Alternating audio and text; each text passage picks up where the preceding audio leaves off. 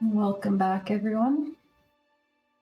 All right, you guys had some time to think about what your party looks are going to be. You are kind of wrapping up your shopping trip. Some of you opted to get fancier fitted clothing. I think a couple of you had planned to pick up some things off of the rack as well while you were here. There's hair accessories and whatnot available to you. And because there's so many of you shopping here, you pretty much have Ventress at your complete disposal, and you have her full attention along the way. So you guys are up on this like secondary half portion of the building. What did you guys all pick out while you were here? What did you try on?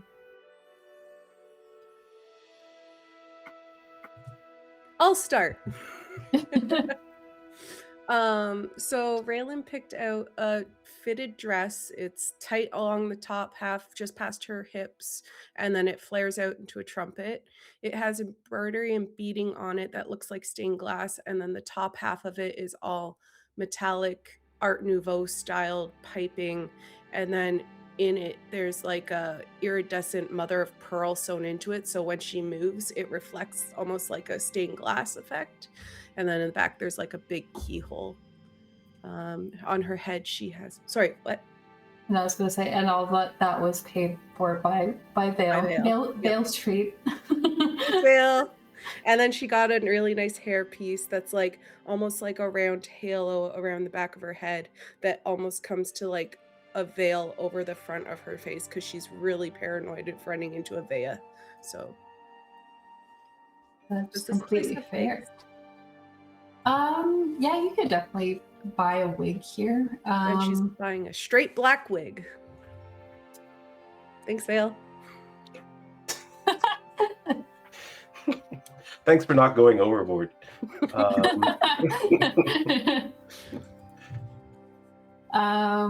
And Raelynn on her own money was planning on picking up like an extra streetwear outfit, right? Yes. Yeah, she picked up an extra outfit that's a little fancier to match her new persona of being an investor in Lugus's big magical artifact enterprise, I guess. She doesn't want to look like a laborer like she did in Mournhold, so she's a lot fancier now. She's got like a fancy red dress.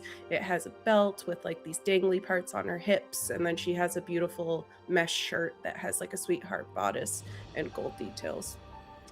And you guys are given your outfits in like one of those like I mean there's a bag, but I forget what the like a garment bag. Garment. I forgot the word garment. And any of the like more delicate accessories, you're given this like this crimson red box with like a purple lid on it, and it has heron hem in like gold on top of it. Anyone else want to tell everyone Okay, what this is what Alina picks out for Leaf, because he has given her full control.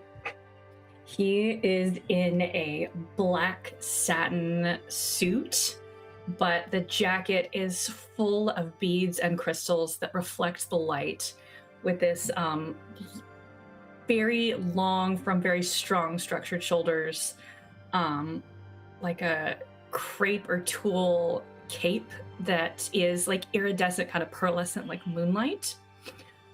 He's got a black silk shirt and a black silk cummerbund, and from the hips there's this huge collection of various shapes and sizes of keys that dangle. If he's got Valerial's attention, Alina's gonna dress him in her symbols and her colors. And how does Leaf look when he's all decked out and standing in front of a mirror in this probably mostly elaborate outfit you've ever worn in your entire life? He's standing very unnaturally, like way too stiff. I think he's a little bit worried about damaging this outfit at the moment, with the ephemeral nature of some of the materials involved. It's like, this is gonna fall apart. Everything that I make is well made and will not fall apart. You can relax. Ventress says that she's kind of like doing some final touches on your outfit. He does his best. Still looks like he feels out of place. So it takes like the next 5 hours before he really just like lets himself collect. Yeah. And what did Alina get for herself? She is not buying an outfit, but what she will evolve her dress into later is, seeing as Brienne's color is purple, this very dark plum purple. It's a long sleeve outfit. The bodice has gold and it feels almost like structured armor. It's a sweetheart, but it comes very deep, but there it also comes up to like a collar, since apparently here in areas you have to be a bit more modest than some of Alina's showy party outfits are.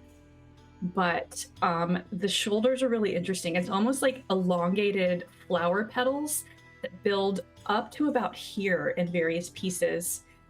And it's like tulle stretched between gold wire. Looks like it's how it's structured, with a large tulle cape. And then she's got a very full skirt that's really full and kind of bunched up at her hips. So it makes her waist look even smaller since the hips bunch out. Yeah, kind of almost like a crinkled. I looked up the name of this fabric last week and now I don't remember. It might be chiffon, as David made the joke earlier today that he only knows chiffon as a cake. But yeah. And Vael also has you guys had Chinook with you the entire time, right? Yes. Let's make sure. What did Vael pick up? Well, Vael is, just as a reminder, currently he has long, wavy red locks of hair, and his eyes are noticeably more blue than before.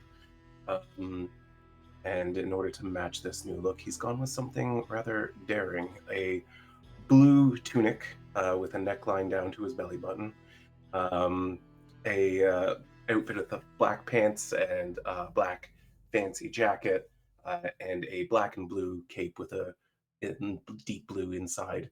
But he is like completely jeweled up on his neck and chest with like multiple necklaces and amulets and a choker with a sapphire in it right at the front.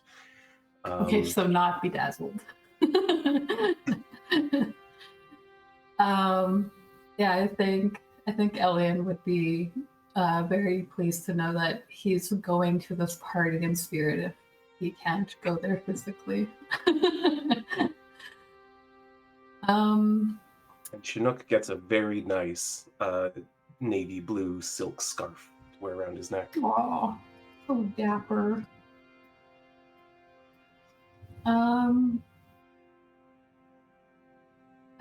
I don't want to speak for Nira because Brittany's not here. We'll let her describe Nira to her desire when she's back. But yeah, you guys were told that you have somebody who can come and pick you up. However, you guys also brought your mounts here, so you have the option of just following along through the city. Or you have the option of taking this fairly sizable carriage, a horse-drawn carriage, to Brienne's home, or a bit of both. If some of you want to go on your own horse and some of you want to just sit more comfortably. I'll take the carriage. I was gonna say, I'll take the carriage with everyone's outfits. All right. No, Brit. Can't hear you, Wait, Megan. we can hear you. Oh, I'm muted. I said I'll take my horse and I'll hitch Briar on the back of Orin. Thank you. I am also taking horseback. Okay. Yeah. Very large city crowd during this time of day, especially on a day that is like before such an important day. There's a lot of parties happening tonight. Brienne told you that she's going to be going to a different party. So You head through the city for the next, it takes about an hour and a half probably before you start to see these sort of gated off communities. And each of these communities have their own sort of architecture and design to them, like as if they're reflecting different parts of Savorin.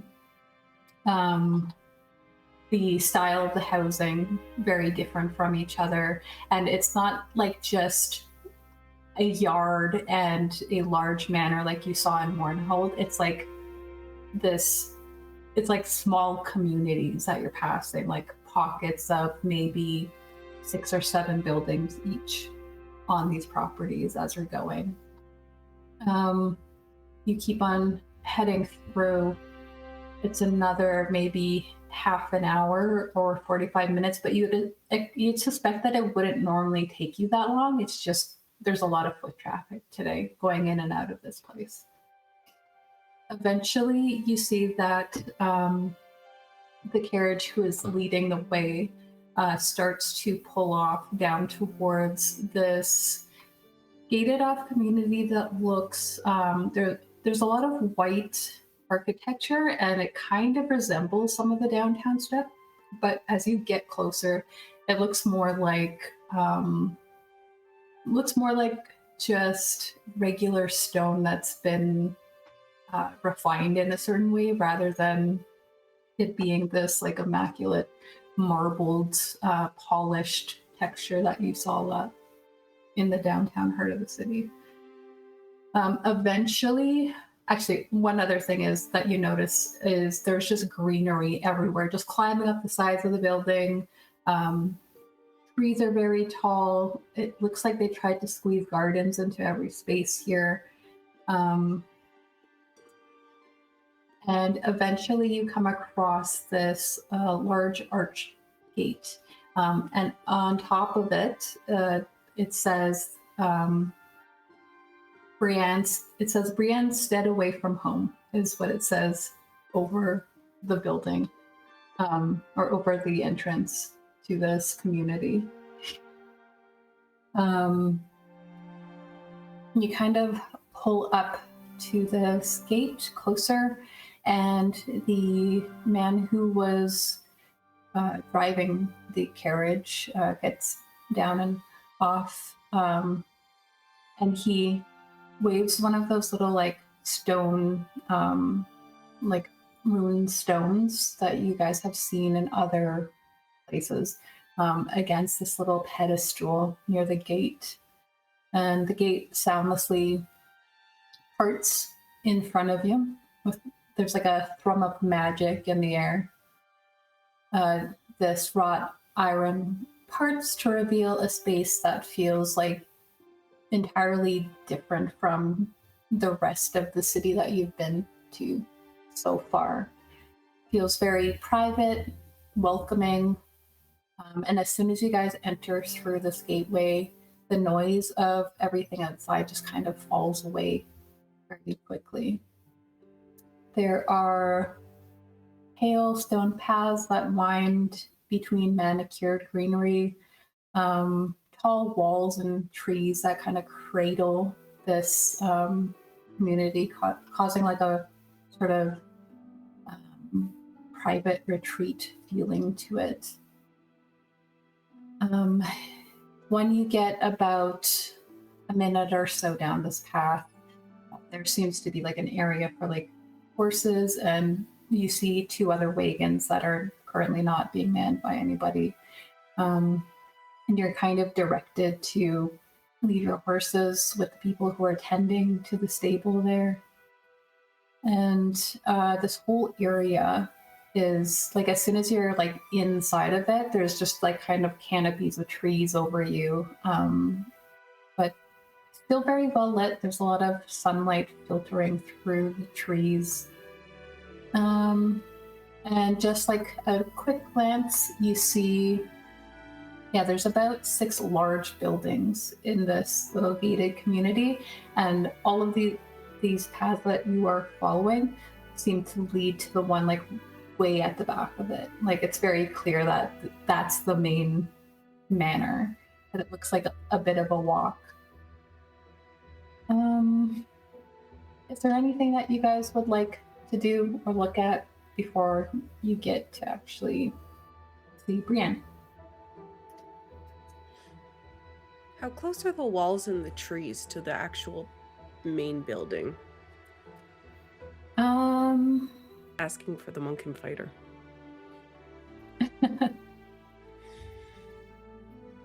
So the trees, the trees are like everywhere here. Yeah. Like they're connecting everything. They're over top everything. The walls. So you kind of have 3 buildings on one side and then 2 on the other, and then the main building at the back. You can't see beyond the main building from where you are, but as far as the side buildings go, there's maybe like a 15-foot gap between the back of the building and the wall. Okay. All right. Everyone else good? Yep. Okay. Vael, what is actually Vael and Alina, I think, are the only ones who would notice. Yep, you have decent passive perceptions. As you guys are walking, you pass 2 of the buildings on the left-hand side to you as you're going down this path. And you see that there's like this, between the last building on the left side and like the second building on the left side, you kind of, your eye gets caught by something shimmering down that path. And it looks like there's a little intentionally, intentionally not, I don't want to say not manicured, but there's no other like shrubbery or anything. It's just like a small little patch of grass. And it seems kind of ordinary at first glance. Like it caught your eye, you look at it, it just looks like trimmed grass. That's kind of bordered on the other side by low shrubs, but then you catch that there are colors shifting in the grass. And you see the blades ripple these deep blue, purple, and even like ember red and green tones, as if they're all just kind of bleeding into each other with the gentle wind blowing. And it's about like 60 feet away. Was that how Vael describes the area he saw on the train that night? Yeah, you both saw it. Like if you looked at the window when he woke up, you both saw that. And that does look like that same sort of grass. Yeah, Vael's just gonna be like, excuse me one moment, and head directly for it. All right. You head off down that way. What do the rest of you do? Just continue on? I'll pause. Where are you going? Just points.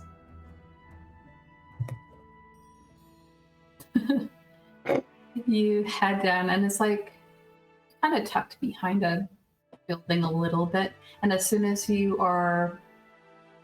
get like more of a view of this little patch of grass, it's about like 20 feet wide and like, or 20 feet long and then 10 wide. And you note that it's kind of like the back lawn of whatever this last building is.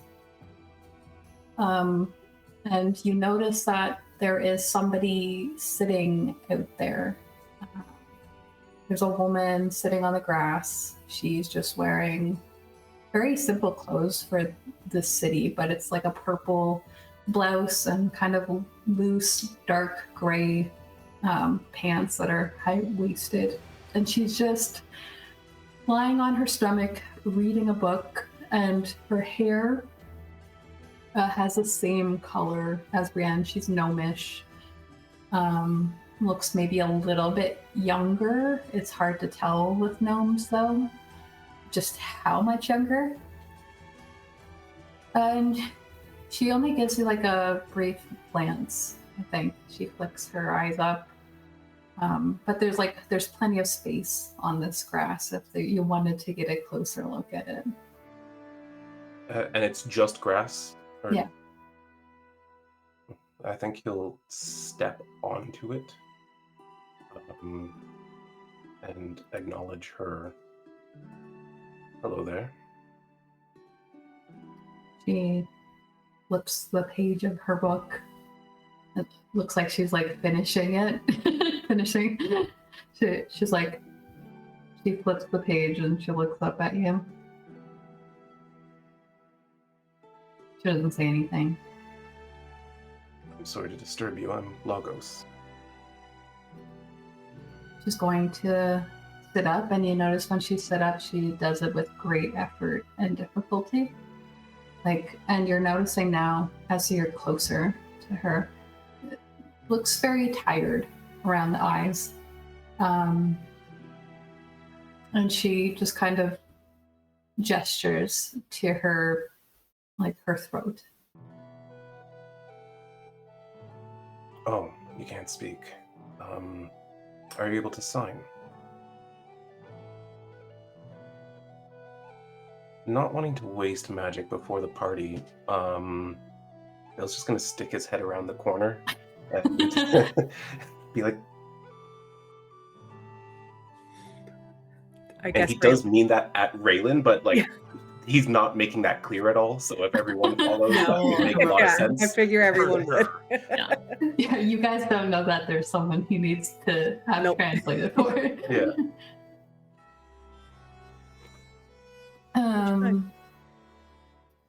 There's a young lady over here who can only sign.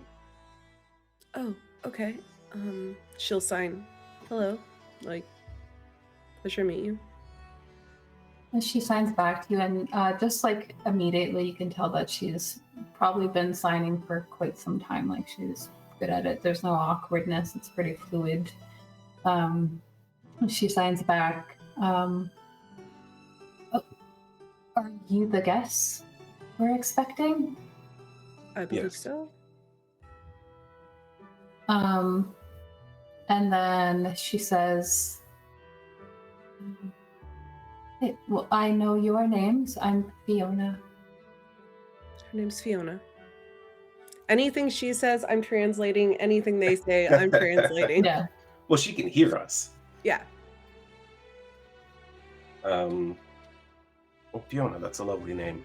I didn't mean to interrupt your reading, but my eye was caught by this grass. Where did Brienne acquire this? She signs back to you. The Radiant Fields.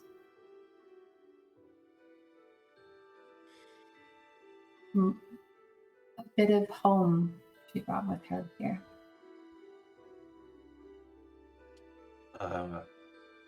I'm reminding you, because of the look that you just gave, Brienne is the Chancellor of Endelos, and that's where the Radiant Fields are. Fair enough.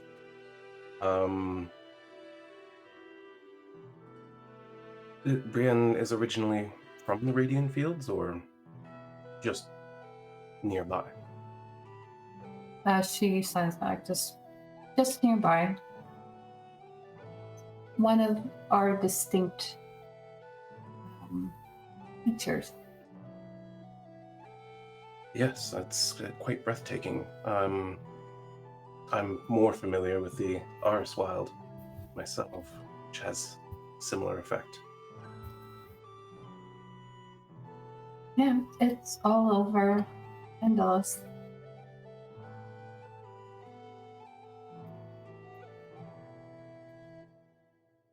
I don't know that I want to press her and reveal anything, so Well,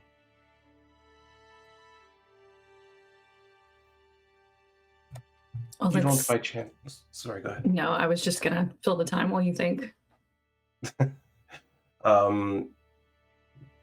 You don't by chance know the origin of flora like this, do you?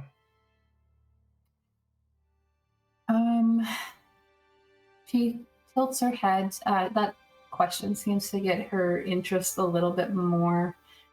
She kind of very there's like a slowness to her movements as she like closes her book, but you can tell that she keeps her finger in place so that she doesn't lose her spot. She kind of tucks it in her lap and she goes, not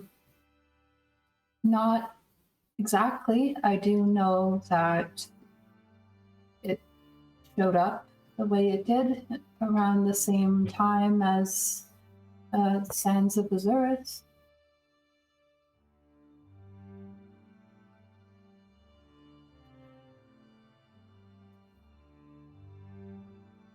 You see, my people have a sort of folklore about it originating from the Feywild.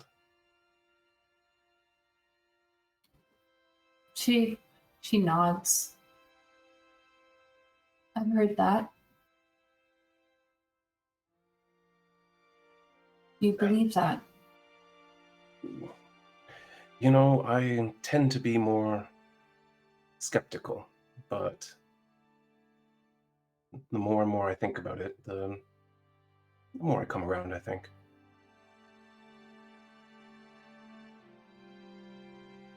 These are the times to be open-minded.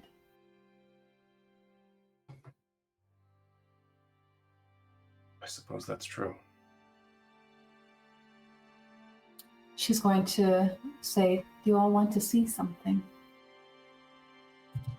We'd love to. I think very much so, yes. She's going, it's fairly like long grass. It's not like they've trimmed it a lot. So it's like, maybe like that. She's going to pull some out of the ground and it immediately turns like, you know, those like really dark blue shaded grass? When she pulls that out, it loses all of its shimmer and just turns like that color. This is very hard to move around. It has to come with the earth. So she took a portion of the Radiant Fields and brought it here. My sister's a bit extra like that. Well, that is one of her more charming attributes, I'd say. Well, have fun getting completely smashed before your party. We will. Fionna, do you mind if I ask you a personal question? Looks like she's thinking about it. Sure. You seem very exhausted. Are you all right? I think that kind of... Go I was ahead. gonna say, I think Raelynn kind of looks at Vael like, really? Like, you shouldn't ask someone that. Like, just kind of a like, yeah, she like is empathizing for this girl. I think... Is Raelynn pretty like obvious in her facial expressions? Like, come on, dude. I think she looks kind of just like at Vael directly, like, because she would have stepped forward to be able to like read the signs properly and everything. And I think she just looks around and it's just like tilts her head a little at him, like, and then looks back at him. Not mad, not anything, just like,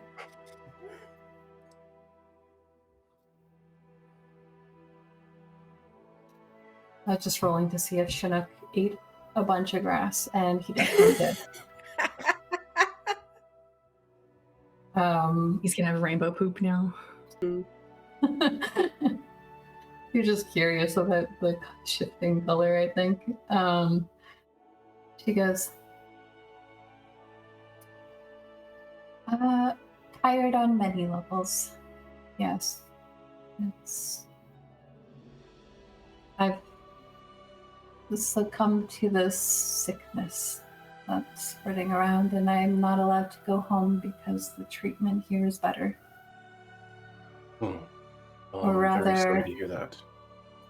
Rather, they're putting more effort into trying to better the treatment. Well, I hear they've accomplished great things with treatments in Mournhold, so I'm sure a cure is just around the corner.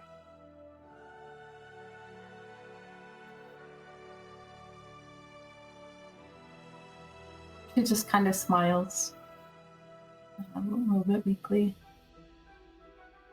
And then she's gonna sign back. Nice to meet you all.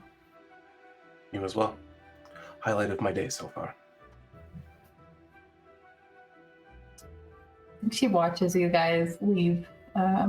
It was like she didn't expect that little introduction. She seemed very comfortable in this little secluded corner. How did she look? Like, on a scale of the woman that we have the box for that we met, and like Less so Leaf. than less than her, but more than Leaf for sure. Okay. Yeah. She still seems like she's doing stuff for herself at the moment. Okay.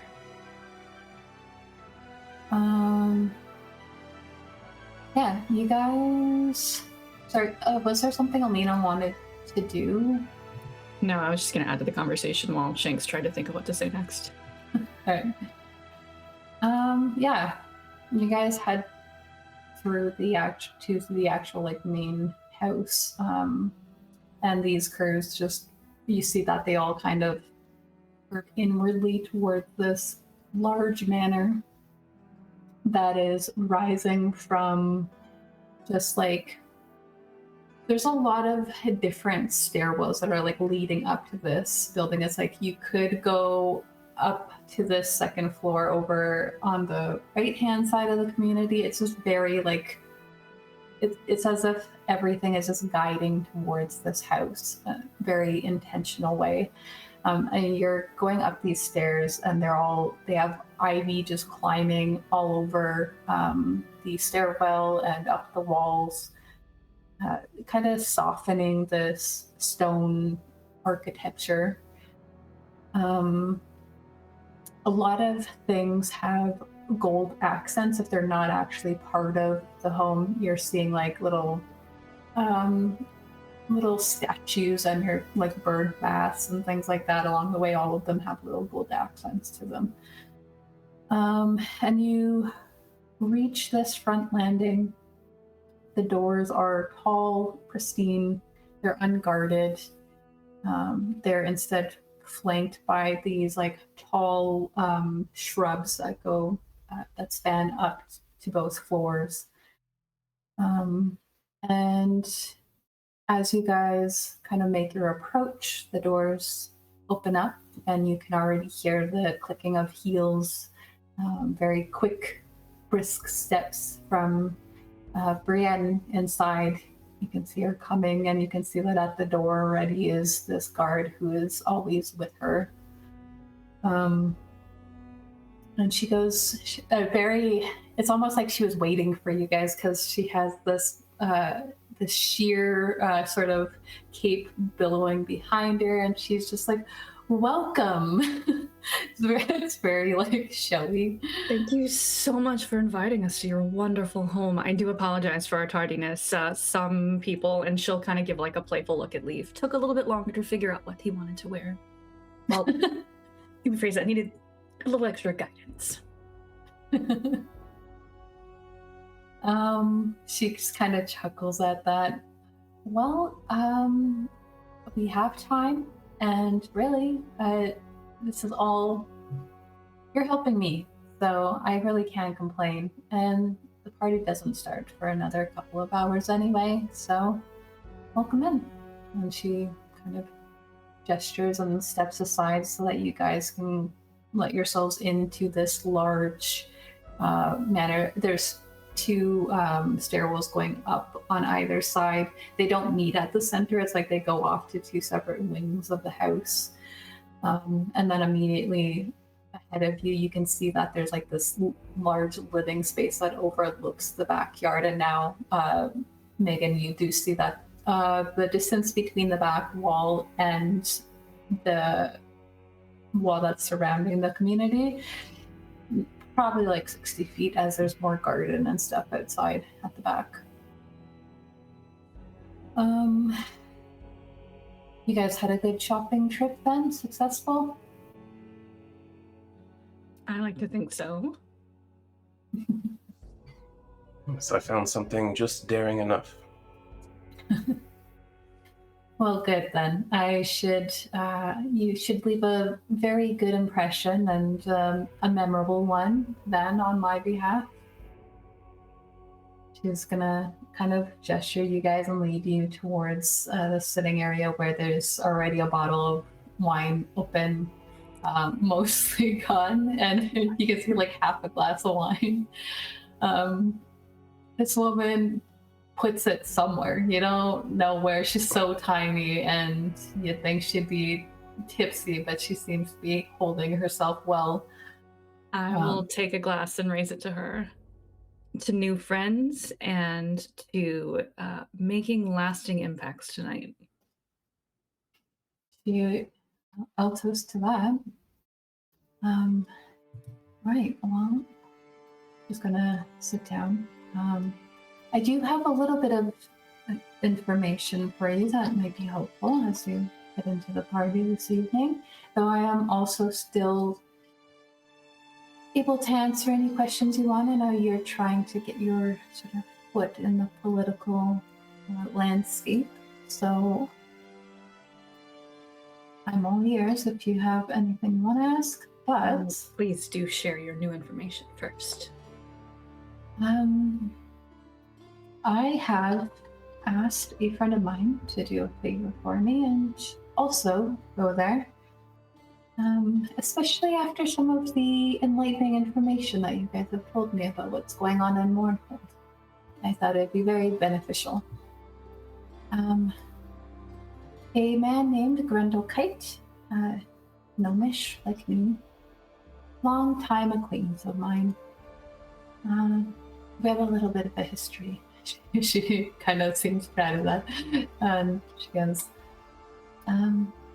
but he is involved with some of the Shattered Sphere dig sites, and I thought if we're trying to sway them to not pursue that, the lift on the van, that perhaps someone who's seen the fall of it up close would be beneficial to have at the party.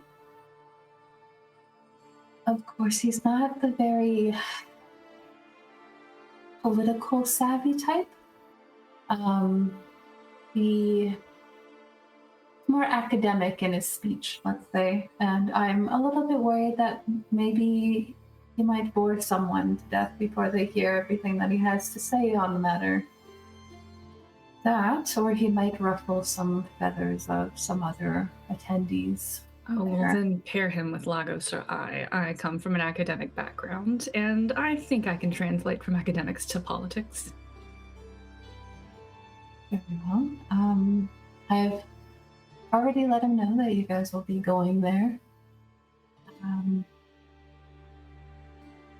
I would ask that you ensure that he doesn't... She kind of holds up her glass a bit. Partake too much. He becomes a little bit difficult to understand. Right. I think between the 5 of us, someone can keep an eye on him at most times. At the very least, we can get him to tell us everything he knows before he gets drunk. That's a very good idea. Right. Was there anything that you guys wanted to know specifically that would be helpful about me, what I'm aiming for? Do you feel like you have a pretty good grasp on it all? Let's see, to run down again. Against Flying City and magic and the chaos and not so much disorder as just the destruction that had been brought before. pro-Endelos in its place, having its own voice in Savoran. Not getting paid off by, let me pull up the map, Valkos and its interest. Having a fair voice for all on the council. I have that right. Yes, well, I think personally we are at a crossroads in terms of the structure of the council kind of got away from us, I think, over the years. It was meant to be one thing and it evolved into something that I don't think it should be, which is having too much power and too much internal say with each other.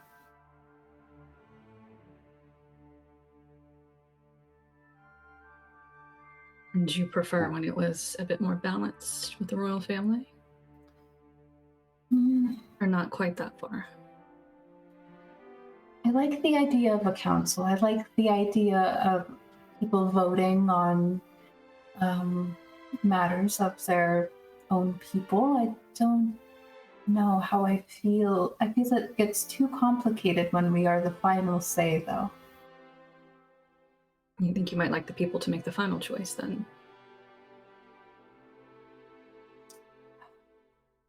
I think they should be in charge of voting who's on the council and who isn't. They get us up to a certain point, but I think they should carry us through and then allow the rest of the rest of the votes to be determined by the council would be fine. So I'm always open to better ways of doing things. Then she's going to kind of relax in her seat and she goes, I should warn you as well. I don't know how well known you are here, but I heard that just a night or two ago, one of the other communities here were broken into and one of the politicians were fairly hurt. None of the ones on the Silver Council, but a lesser politician. And so I'm a little bit worried about how zealous people are getting in the political environment right now and getting you guys involved in such a public way on my behalf. Did they apprehend those at fault? Unfortunately, they didn't. They got in there in the middle of the night. They didn't kill the person, though. They just hurt them. And it seemed like things were dealt with pretty privately. And who was this? If you don't mind me asking. She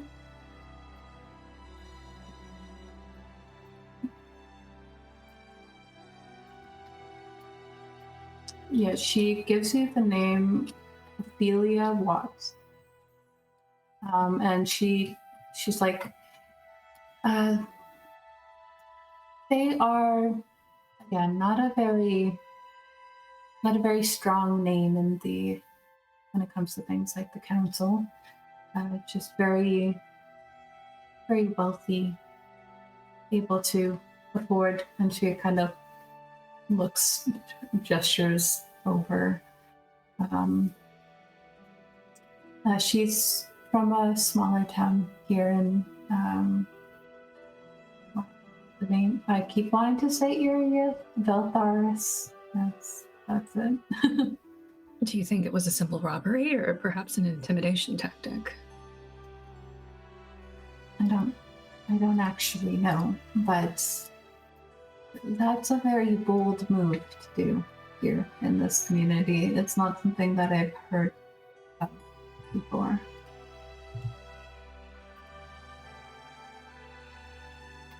Have you done things to ensure your own protection now? She looks over at her bodyguard. I haven't taken any extra measures.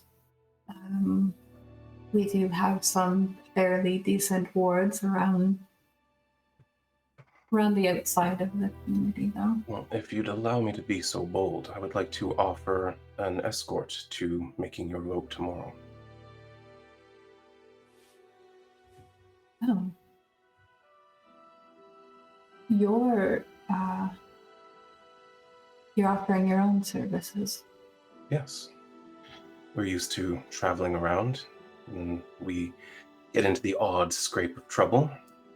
I think that we would at least be able to insulate you from immediate harm should something occur. She looks over at her card and she goes, "What do you think?" And it looks like he doesn't do anything. Like, if you look at him, like, you don't see any facial movement, you don't see anything that indicates. And she goes, "I agree.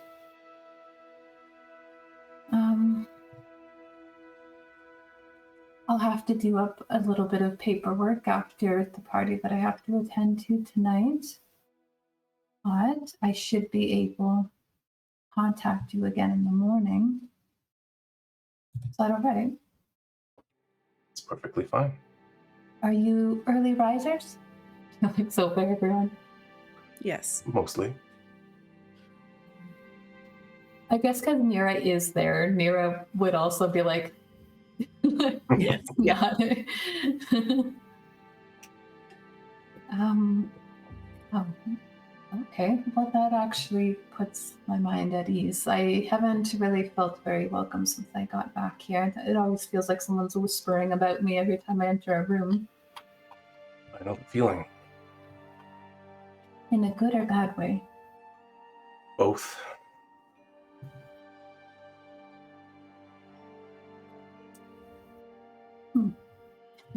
Don't she say? Well, I very much appreciate all of that.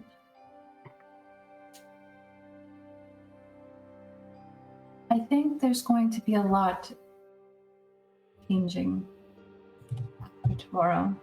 We've had plenty of votes over the years, but I feel like it's been a very long time since we've had a vote in the midst of turmoil with our northern neighbors, and there's a lot of disagreement happening about how we should deal with the future. What do you feel about the northern neighbors? Do you think the two could ever be reconciled?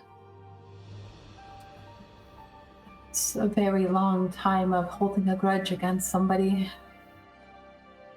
I don't think it's impossible. I think that I'd be surprised to see it in my lifetime. Well, I think with the right leadership and with a little bit of patience and understanding, I think that there's no reason our two nations can't be at peace once more. I certainly don't want to be at war with the North.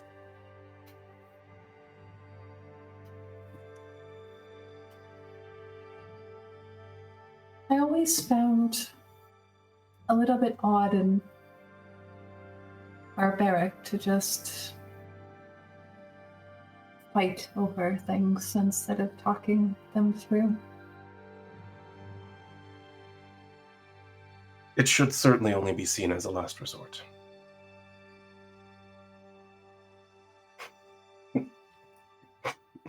Loving the smirks around the room.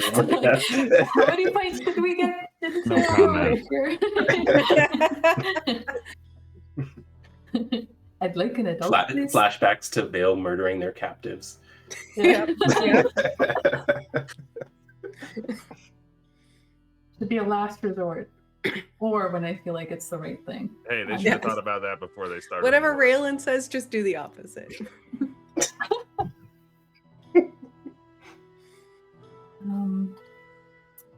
Right. I am just gonna quickly glance over my notes because I feel like I will kick myself if you leave here and I don't. Oh, here's something. Vael also has just wants to know when the election is, and he'll slip that into the conversation naturally. Like, what time should we be prepared to escort you and that sort of thing.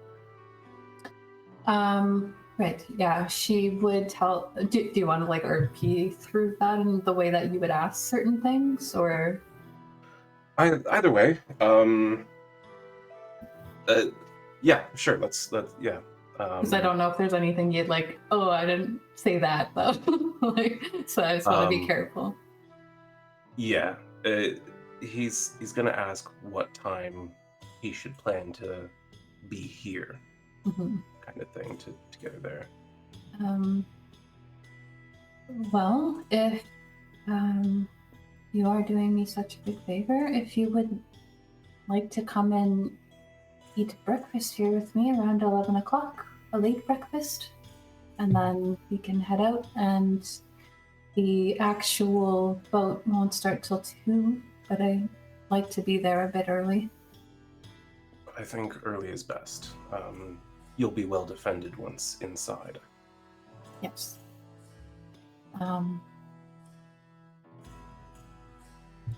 Unless you would at least like to come up to some of the viewing floors. That might be something of interest to all of us, in fact, watching history change before our eyes. You won't be allowed in the main chamber, but there are upper levels that you could view from, and we would be safe within there. Do you think we'd have an opportunity to meet with the other chancellors? It's possible if you catch them before they go in. And I know this sounds like an insane question, but in my experience, in my role in life, I've always learned that you should never disregard your highest ambitions. Who is your dream get? If we could sway one chancellor to our side. Are you talking the most unlikely and stubborn, or are you talking about who I would actually want on the seat beside me? Yes, who would you actually want on your side that you don't think is possible? That would have to be Tanner, but I don't even want him in the seat, to be honest. But aside from Tanner, I would say the most difficult one out of all of them. I pulled up these notes and then completely lost them.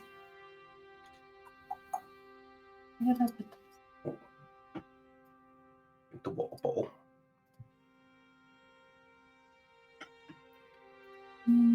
Right, these were the ones that were replacing.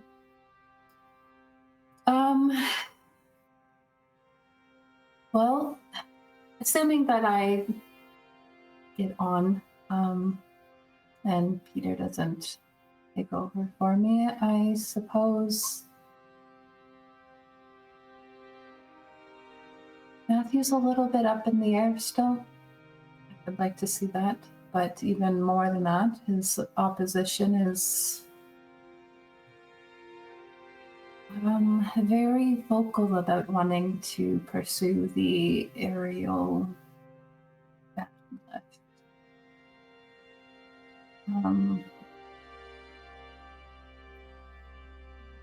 I'll be honest, I don't have a lot of hope for Matthew getting his seat.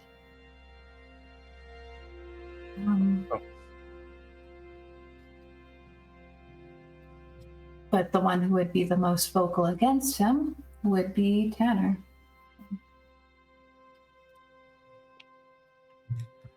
So you mentioned Matthew's opposition. Did you give us a name for that?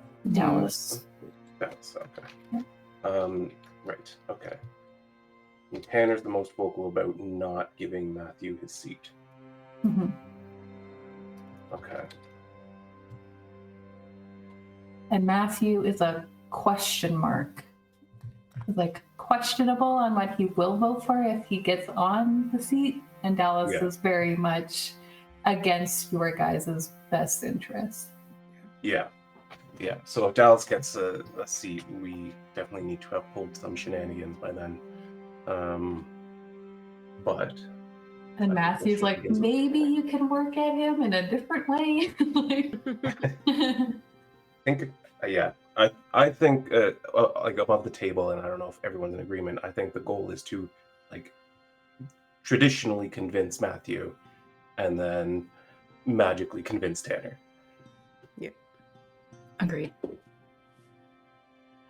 So you're gonna try to speak with Tanner at before the actual vote happens.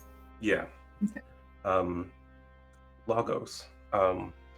I'll say, well, I don't know how much I can sway a man with only words, but if I can manage to intercept Tanner and speak with him even just for a few minutes, I think I might be able to bring him around to hear reason.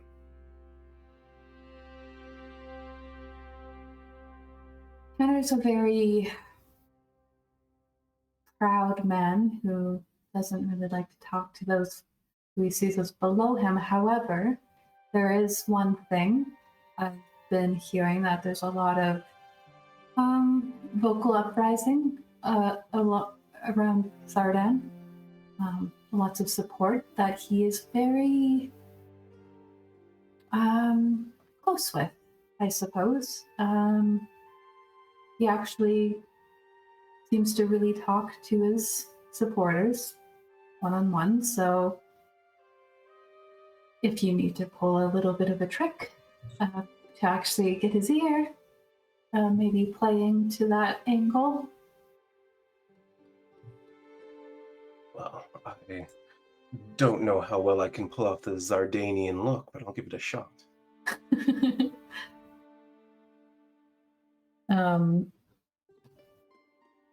That is another thing too. I am very worried about either way, whatever way the vote goes tomorrow. There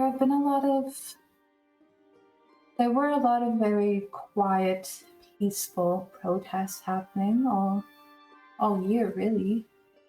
And then suddenly, over the last few months, they've gotten to the point where they've had to ban them in some places, or at least some areas, because they've been disruptive, harmful.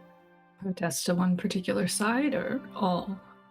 I've heard a bit of both sides. People are getting scared and anxious, I think. We did see a notice about that in Mournhold. They've been cracking down on them there. Yeah. And so it does happen here, too, in the city, but we have heavy military here. People don't step out of line too often unless they can be discreet about it. A public display is not common unless you want to go straight to jail. One would certainly be a fool to raise trouble here in the capital.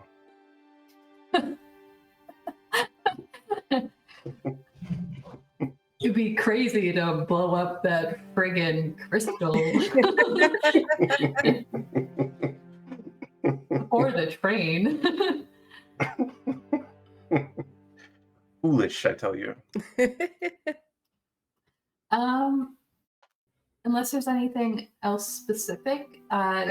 One last thing. Yep. Go on. Raelynn would ask Brienne and be like, just to make sure for tomorrow that we're on the same page for your safety, what sort of measures are there to make sure that people potentially aren't manipulating the vote or people around it? Like, could someone potentially take over your mind or something like that? Do they have things in place for that? That's a very good question. Actually, I have to look up a spell. The reverse Uno of, can Vael pull this off? Yeah. I have to see how this spell interacts.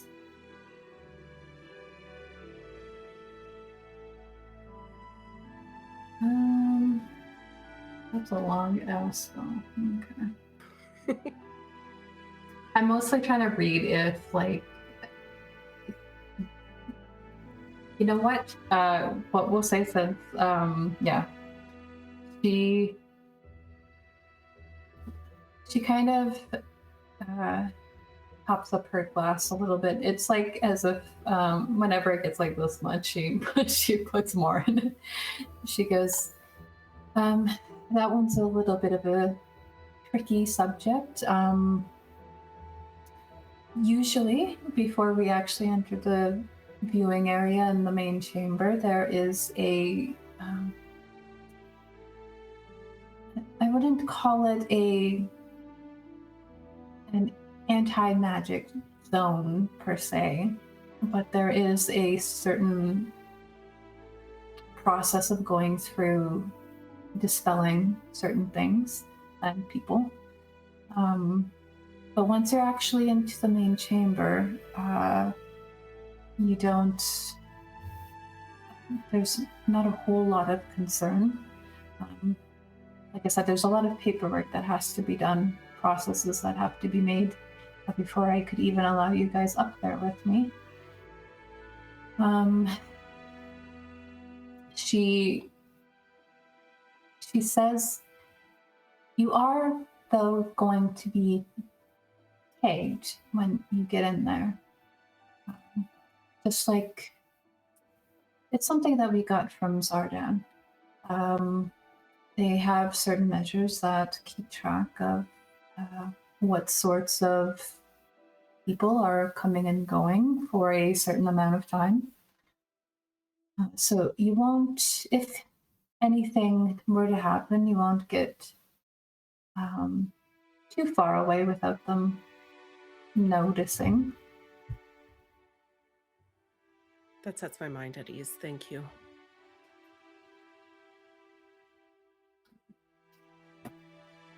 Though, yeah, it's a little bit troubling to ask everyone to cast, or to get that sort of magic cast on them. Just, we live in a very magical society. There's a lot of important things that we own that are magic, and even the room itself relies on magic. Sarah Vaelthar actually doesn't even attend in person. She hasn't for some time. She projects into the room with us.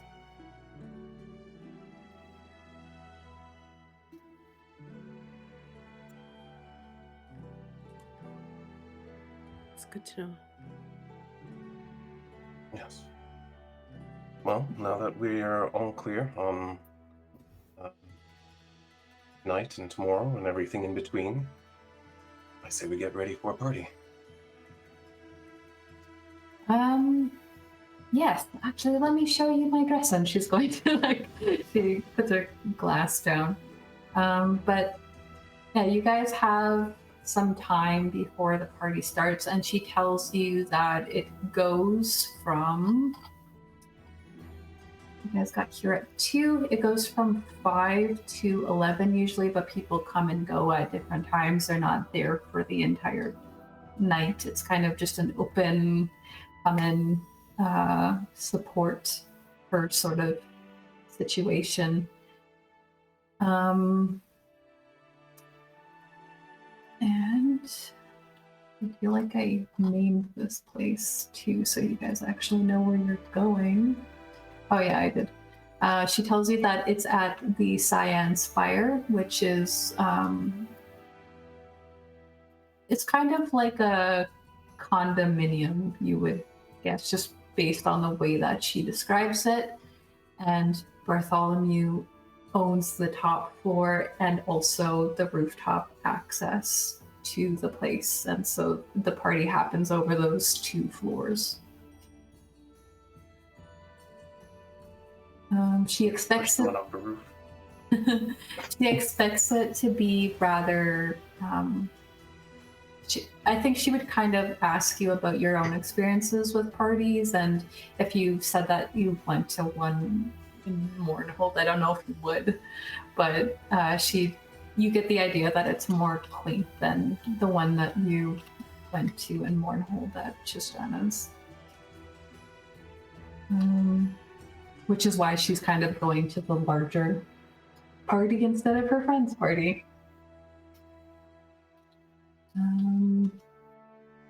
But it is at this party that we're going to that like Matthew Dayrune's supposed to be at, right? Yes. Okay, just making sure.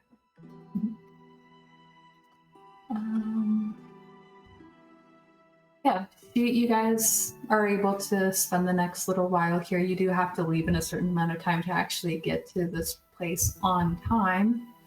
While we get ready, I would like to pull Raelynn aside while she does my hair. All right.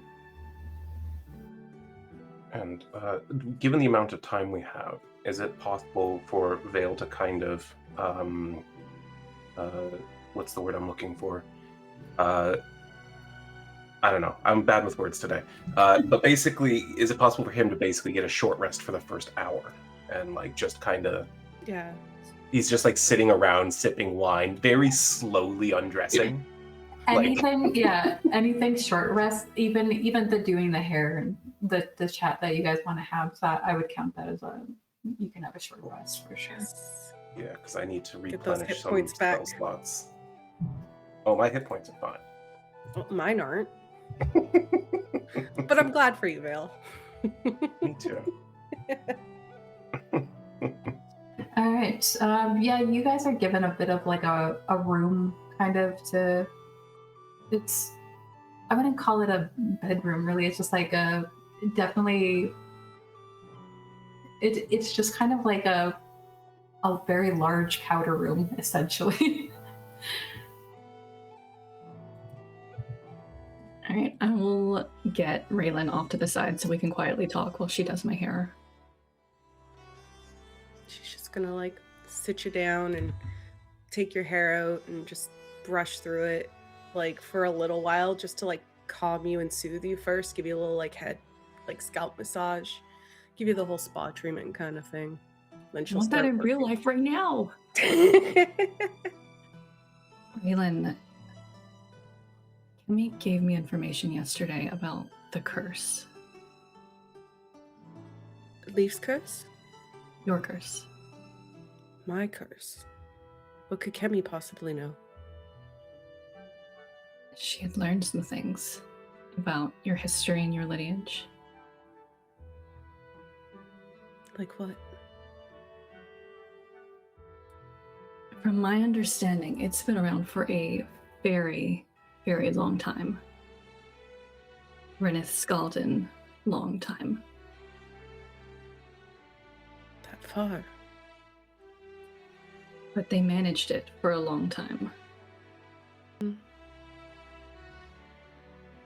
it was managed until your family stopped listening to the sisterhood.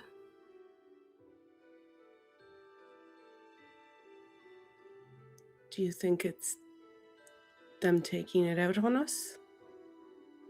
I don't think it's that. It's like I was designed. Your family line was designed, selected, bred, for lack of a better term. I think Raelynn slowly, like, you'll feel her hands are moving a little slower pace. She's taking more pauses in between talking. Designed. Okay. So what does that mean? Do you have an answer to stop the curse? No. But surely there's a way to end it. I don't think that picking certain bloodlines is the answer. But that's what you were. It's not like I had a Correct. choice in it. Yes. Well, I know, but... So... And Raelynn, not that you can tell because you're facing the opposite direction, but her face has gone into her disassociative, like, mask kind of thing, and she's just like, so what I understand is it goes back farther than we've thought. once my family decided to go against the sisterhood and not breed by design, that's when it really started to pick up again, correct? Correct.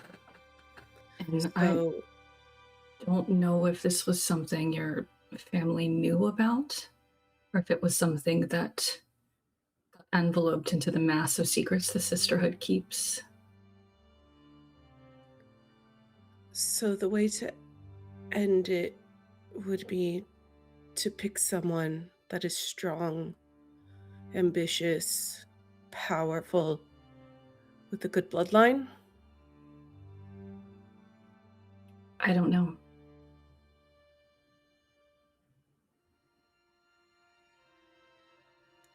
Well, and she's just trying to like, her tone picks up where she's just like, well, I guess it's a good thing that it wasn't me that created the curse. And she's just trying to like, I want to change stop and turn around at this point. I think I can hear the shift in your tone. yeah, she's trying to make a joke of it now. I'm going to grab your hands. Raelynn. Alina. Heard a lot of shitty information about our family lines the past 2 days. You don't have to bury it right now.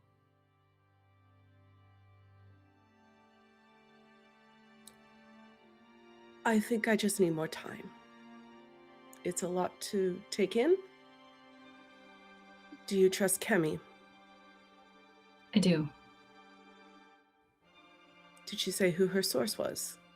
Where she learned this from? Gotta be honest, I didn't push. She mentioned me being close to the Saveths intentionally, and my first instinct was to ask if that was by design.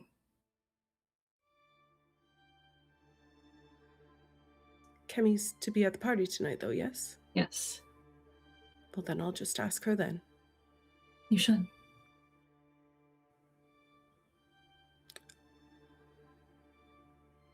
Raylan's at a loss for words right now.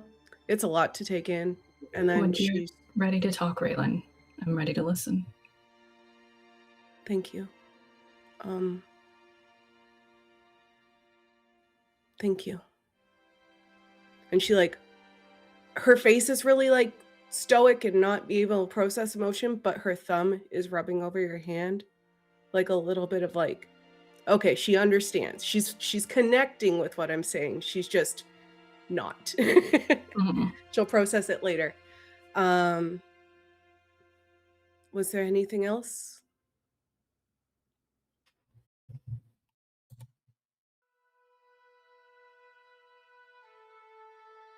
Sorry, I'm looking over my notes to make sure. Oh, that's okay.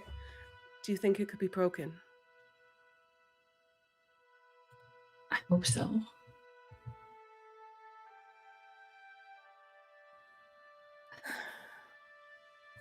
I know it's my fairy tale naivete, but I'd like to think any curse could be broken. I hope so. If only we hadn't stayed in Mournhold so long.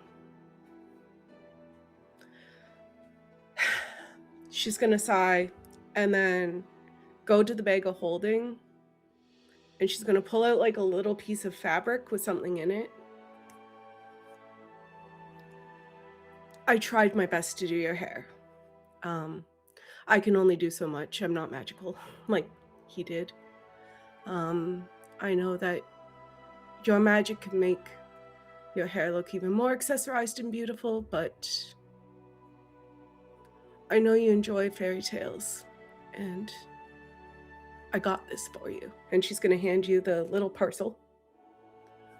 And if you open it, it's a beautiful hairpin that has a dragon motif on it and a little blue crystal hanging from it. And she's just going to say, don't worry about it tonight. It ruins your look. It was silly. It honestly is the equivalent of probably costume jewelry because she spent all her money. That was the last thing on her list, but it's the thought that counts. And she's just gonna say, like the princesses that you used to read about, I wanted you to be able to represent your champion. Would you please put it in my hair? It'll throw off your look. I really don't know about that. Don't care. If you think, I'll do it. And she'll like twist your hair. So she's done like this beautiful side braid that swoops up into the back. She's taken a whole bunch of like curls and tucked it. And she's just gonna fold it over once more and put the hair pin in it just to keep it all nice and taut. Beautiful. So when you're not with him at the party, you'll always have a part of him with you. She's gonna do the like look up and blink thing because her makeup looks really great right now. Thank you, Raelynn. Sincerely welcome. mean it. Thank you for telling me about the curse. Of course. Double check your hair with Vael. I know he was a little upset when I said I wanted to do it. Make sure okay and up to his standards. He does not get all of my attention. I appreciate that. Thank you for pushing him out of the way to comfort me yesterday. He takes up a lot of your attention. I'm sorry. I'm learning to work It's on it. okay. It's okay. Be happy. He does make me feel that way. Good. If you don't mind, I'm going to excuse myself for a moment. Raelynn's going to go to wherever there's a bathroom, and she is going to be sick. Like, sick. She is so, like, hearing that about the curse, she's just like, like, it's hitting her on a visceral level. She's going to, like, take 2 seconds to calm herself down, splash some water on her face, and do the good old, I'm good to go. Let's go back out into the public so no one knows that something's wrong. Yeah. And in this place, there's plenty of bathrooms that you saw along the way.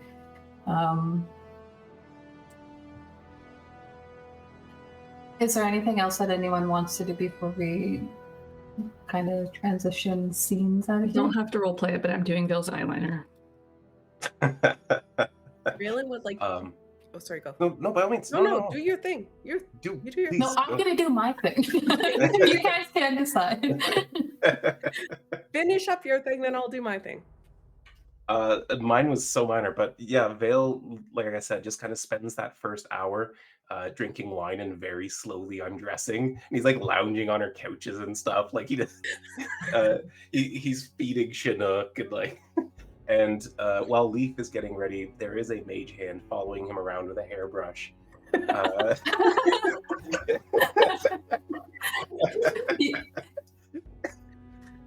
Give me a sleight of hand check.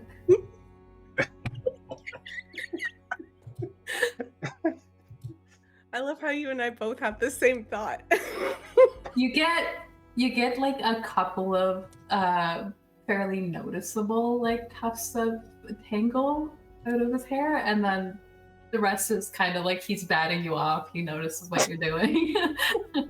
Yeah, and he's entertained by it. He doesn't actually expect to succeed. He's just he finds it hilarious, and then all at once he gets ready very quickly and then lets Alina do his makeup and is ready to go. You don't just let her like straddle you on the couch, just Well, holding your wine. That is what I imagine. Yes. Shame. Come do my makeup and just... He's just like, Alina, I'm done. She would like take the wine and like, and I know you're about to like mage hand it back, but just set it off to the side and pull his face in really close. Yeah, he's just like, my God, you're pretty. Raelynn wanted you to check my hair.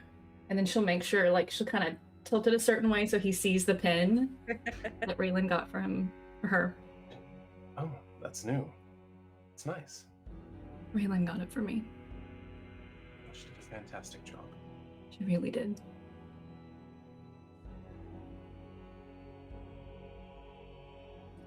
All right, now hold still. Stop blinking. You're better at it than that.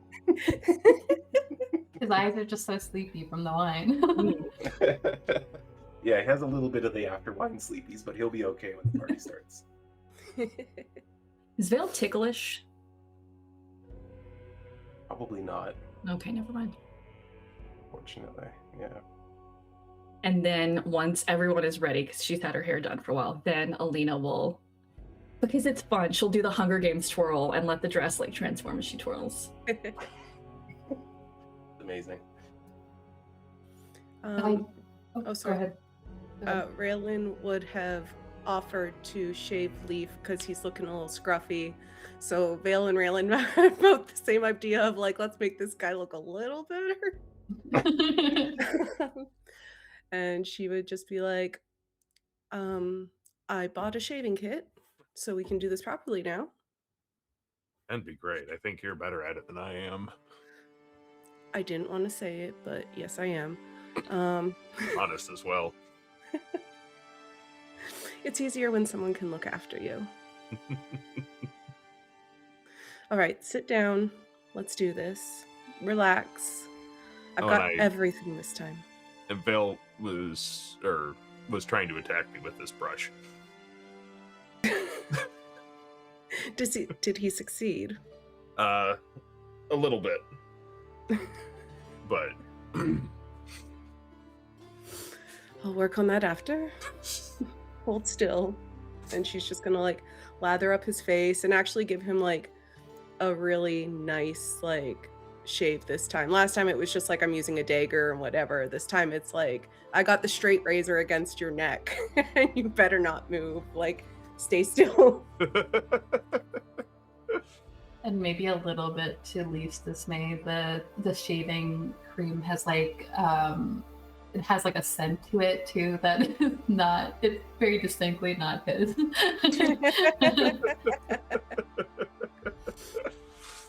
And then once it's all done, she'll actually give Leaf the kit and say, take care of yourself in between our parties and look the part.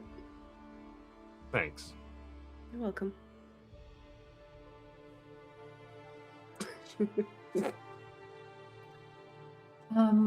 You guys are actually left here with some of Brienne's attendants, like guards. She leaves early, and when she does, you see that she kind of showed you a dress that was very intricate in the kind of embellishments that it had on it. There's a lot of gold decorating this deep purple dress, but what she didn't show you is all of the other things that go with it. And so when she's you hear her clicking down the hall, and she's kind of calling out to you guys, talking to you from down the hall, even though you can't, like, she probably wouldn't hear you if you responded. So before you see her, you actually hear her. She's like, all right, loves, I need to head out now to my party. You have this space for a bit longer before I'm sure they will escort you off the premises. You can hear her clicking, and she goes, as soon as she comes into view, she has this headpiece that's kind of like, it's like two rings almost of a planet around her hair, and there's like a moving gold piece going along it, and it's very difficult. It's very difficult to see where it's like attached to, but that's mostly because she also has this collar affixed that's just like this very long, floofy sort of material, and her train on her dress is like 20 feet long as she's like heading out down. Like you see the train for a while as she's heading out of the house. I do want to make sure that Alina shows off her specifically purple gown to Brienne. Yeah, she would have been very pleased by that. And the way that she shows that is by shoving another glass of wine into your head. She insists that you guys take these other 2 bottles that she's not going to drink. I'd say she has a problem, but she seems to be handling herself just Yeah, fine. she's completely fine. There's no staggering. Yeah. You might assume that she's just like this all the time. And eventually, when you guys were able to like head out and make your way back through the city towards the Cyan Spire,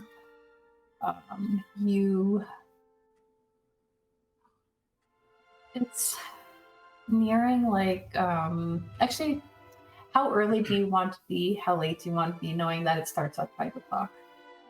Can't get there till at least 6. Show up about an hour later. Yeah. Okay.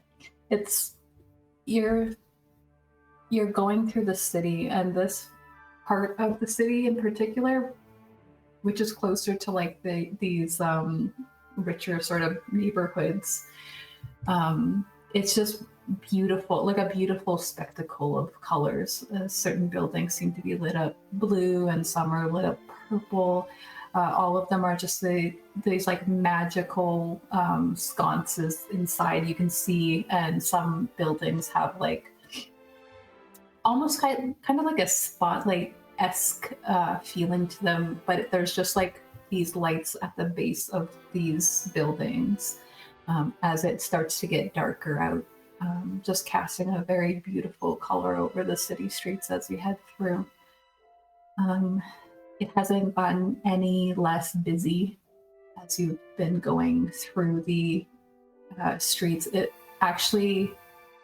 It feels almost more crowded because people are giving each other wide berths with these elaborate dresses and suits that they have, and they're trying to stay out of each other's way more so. And eventually you spot your destination up ahead. It is a white stone and very like almost primarily, there's a lot of glass on all sides of this. So it's a lot of glass and white stone. And you're seeing that the balconies on these floors that kind of wrap halfway around. Like even from here, you can see that there is like just gold lining all of these balconies, and each floor seems to have its own sort of design. And the very top floor where you guys know that you have to go, you're seeing that there's a lot of plant life on this particular balcony, kind of reminiscent, I guess, to what you saw at Brienne's. You can tell that maybe they are actually pretty like-minded in not just their views. And even as you're approaching, you can see that the very top of the building has tall oak trees. Like you can see the tops of tall oak trees up on top of this building. And it's all lit up there. People are pulling up to this building, and they're kind of handing off their mounts and wagons, and they're tipping like a gold piece each to the people who are at the front as they head off to the side. Looking at this building, it's probably about 25 stories, and each floor seems like it's taller than usual, just judging by the length of the windows on each floor. It looks like maybe Bartholomew's party's not the only party. There are 2 other floors, one on the 12th floor and one fairly close to the bottom on the 5th floor, that also seem to be lively, with people on the balcony drinking, and you can hear music, different types of music coming from this building. You're kind of, once you hand off your horses and you were able to take that wagon if you wanted to, but you didn't have to. So whatever you guys decide to do with that, but either way, you're kind of led into the front, but there seems to be somebody at the front who is checking over invitations and guest passes as they go through. So Vael, you are kind of stopped to kind of state who you are here to see, and you're asked to give proof of that as well. Yeah, he'll provide the invitation he was given and make it clear that he's friends of Bartholomew and of Brienne. You're directed to the 25th floor. There are stairs and also 2 elevators that go up. They're right beside each other. Y'all look at me. Yep. I'm taking the elevator. When they all get into the elevator, Vael's like, "Do you need to steady yourself?" and extends an arm with a slight smirk. I do, yes. She's gonna grab your arm tightly. Not that she needs it, just to sass you. So chivalrous. You know, she gave me this hairpin and she could probably stab you with it. I also have a dagger attached to my leg. Well, pulling out all the stops tonight. It takes a little bit before you get up to the top. This elevator is at the back of the building, which is made partially of glass. So you're kind of in this elevator, and there's a glass window that goes all the way up the length of the building, so you can see as you go up. And you're noting that there are other buildings nearish by as well that all seem to have a similar level of activity, and they probably also are the same type of building in that they look like they might also be private homes of people rather than businesses or anything like that. Along the way, you can occasionally hear sounds of music as you're passing up, until you finally reach near the top floor.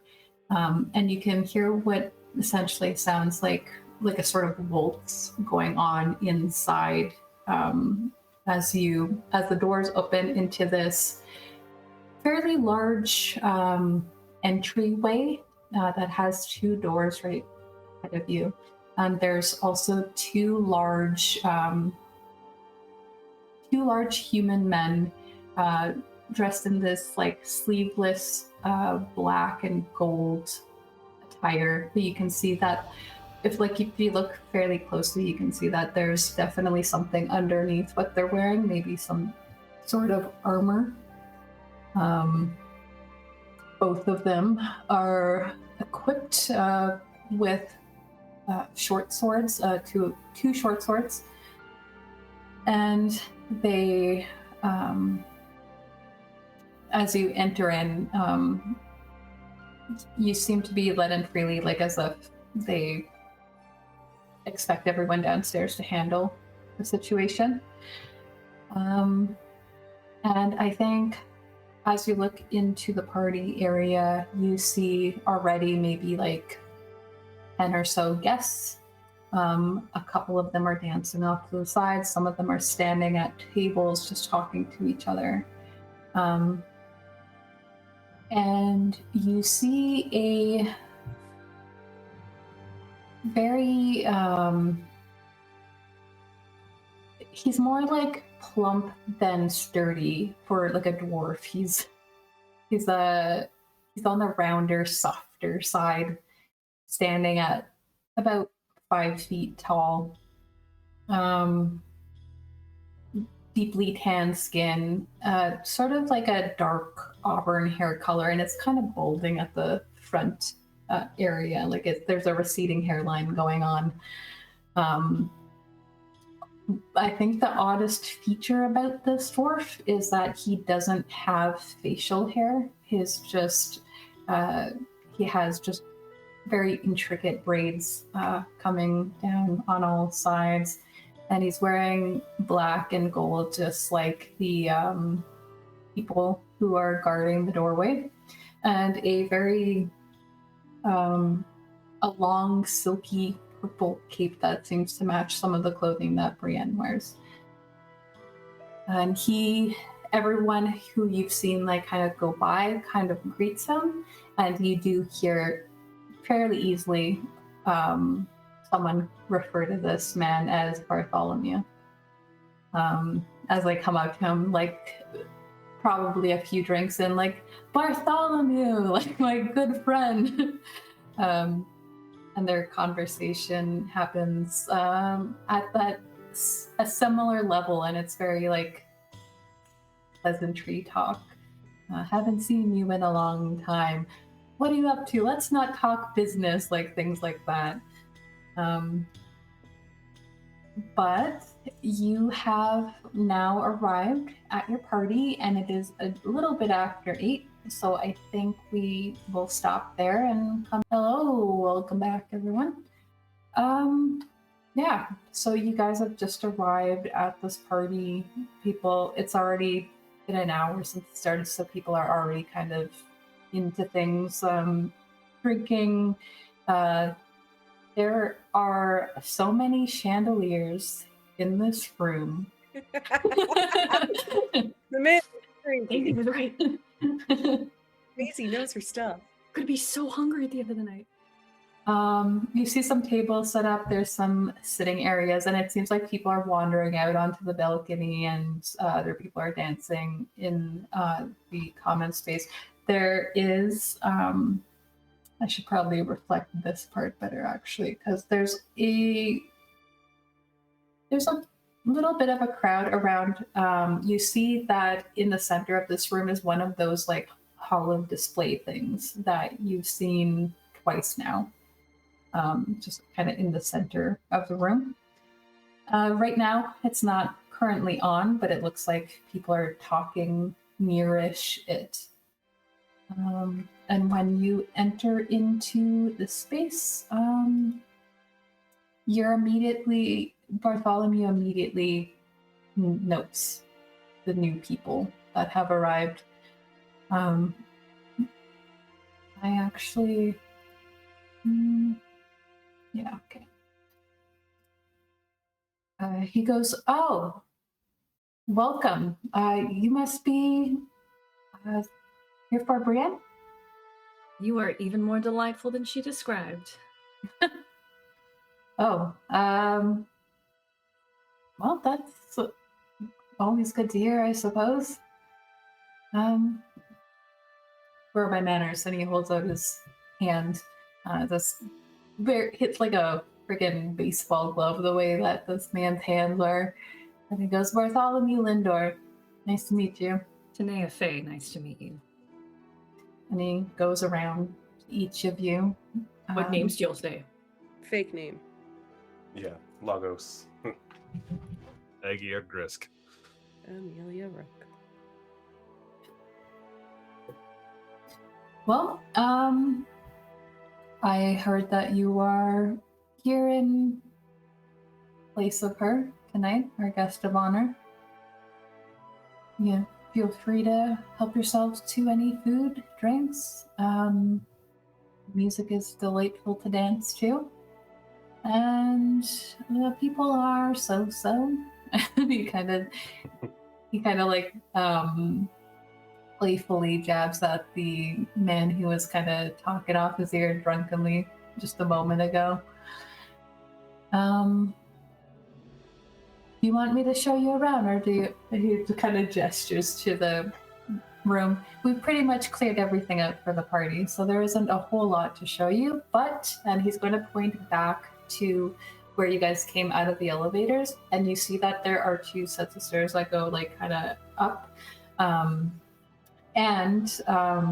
You would have noted that while you were in there, it seemed like that's not where the floor stopped. And he goes, you also have access to the gardens on the roof if you so wish to have a better view.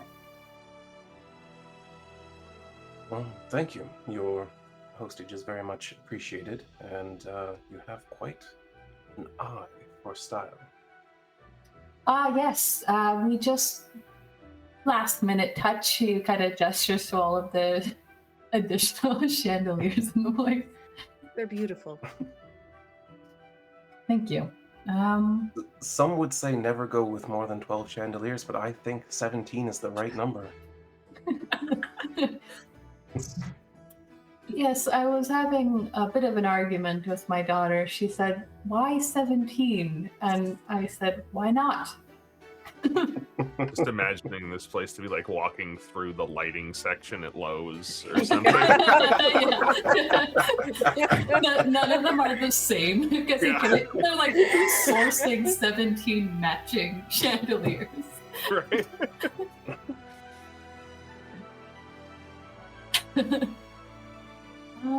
Yeah, and looking around the room, you guys would have seen them already on the display in Malinfort, so recognizably. So you see that Holden Lot, who is the Chancellor of Jarth, is talking to Matthew Dayrune off to the left-hand side of the room, and they Holden kind of towers over Matthew. He's not a short man. He's nearing 6 feet tall, and he's very slender built. And Holden is just like massive. Like his shoulders are like twice the size of Matthew's body. And Matthew is looking more like reserved in his. He's listening to Holden go on about something. You can just tell from a distance. And he's trying his best to keep his attention on Holden. But the man is kind of like waving a little bit like emphatically, and you would expect the person he's talking to at least match his energy a little bit, and Matthew is just very like politely listening, nodding. He tucks his hair behind his ear, and there is one brief moment where his eye comes off of Holden, like loses his attention, but he like very much forces his attention back on him. Also, looking around at first glance, you don't see Kemi anywhere, but there is also the whole balcony as well. If Matthew's attention wanders, I'm just gonna go for it right away. I'm gonna break apart from the group, and I'm gonna try to save him from this conversation as my in. Okay. I'm gonna stop. Matthew, there you are. Oh, excuse me, sir. Would you mind if I steal him for just a moment? I've got to catch up. Holden's arms were like this as he was gesturing and talking, and he immediately looks down where Alina is because he's much taller than you. And he goes, "Who is this?" And Matthew, I think, immediately is like, actually, an old friend I was waiting to see. And he kind of puts his hand on Holden's like bicep and like almost like lowers it as he passes him and goes over and offers his arm out to Alina. I will take it, and once we've made a couple of steps away, I will very quietly say, I apologize for the unconventional introduction, but it looked as if you were in need of an out. He's been talking nonstop since I got here.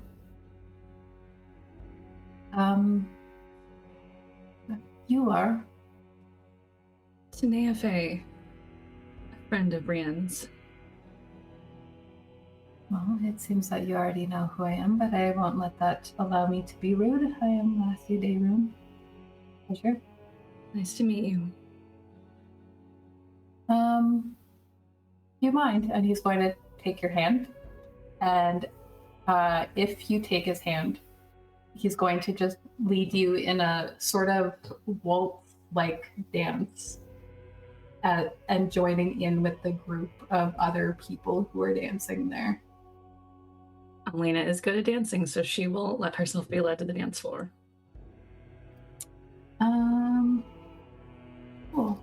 I actually have music for this occasion. Wow. That's cool. So I take it there's a band playing somewhere here? Yes, there is. And I'm not stuck on stage at this party. Yay! Except my browser's frozen and won't let me change the music. What is considered the dancing area in this room?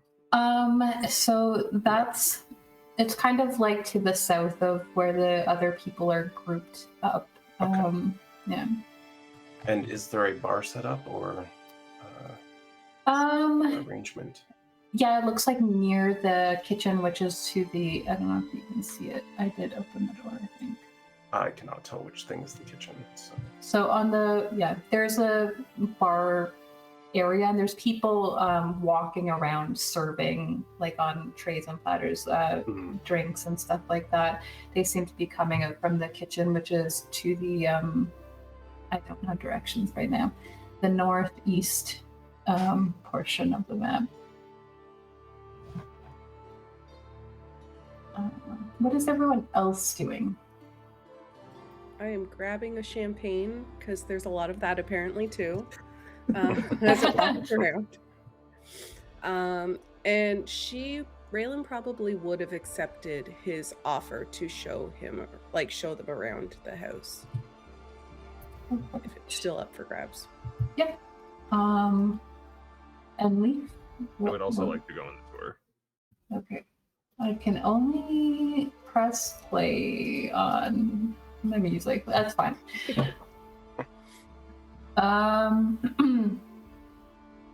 So, yeah.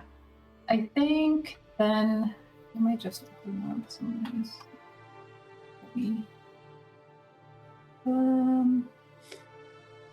And Vael is just kind of quietly moving around on like a very nonchalant scouting mission of his own, checking the balcony for who's out there, looking over to see, what's going on around the building, just getting the feel of things before he gets down to business, because you never know.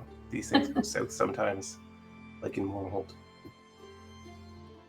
All right, Leaf and Raelynn, you're kind of shown the study in a more thorough way than you would if you just glanced in, and you see he seems to be like a collector of fairly old weapons. They don't seem like usable weapons anymore. It's like he likes the story behind them rather than their usability.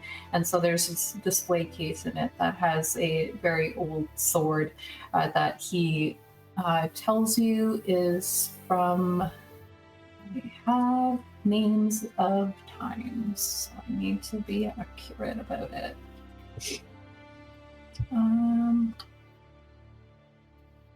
What is that era from? The era of provinces, which was kind of everything after the Dragon Wars and everything before the separation of the two countries. There was a lot of conquering for land during that time that was happening. I think Raelynn will just speak to the sword and like its craftsmanship and everything like that, just using her knowledge of weaponry, just to pass the conversation. And he, though it's closed off, since you guys are with him, he shows you through his bedroom, which is very, as he walks you through it, he tells you that he's not here a lot, which is why this space isn't like, it's not a massive home a lot. And he tells you that he has kind of like places all over where he travels. And he points out little pieces of things like the carpet is, the carpet is from Endelos, and he'll point out the bedspread and he'll be like, that's from Jairus. That was actually a gift from Holden. And he kind of like takes you through that area as well, closes the door behind you, and then you know that it leads down out and onto the balcony as well. And He leads you out onto the rooftop, which has two gardens. It has 4 large oak trees that barely have any leaves on them anymore. There's 3 fountains, one very large one, 2 that are smaller, a gazebo, a little garden seating area, and you can see that the next closest building is like 60 feet away from this building. You can actually see another party going on one of the floors right across. The top of that is maybe like 15 feet higher than this rooftop.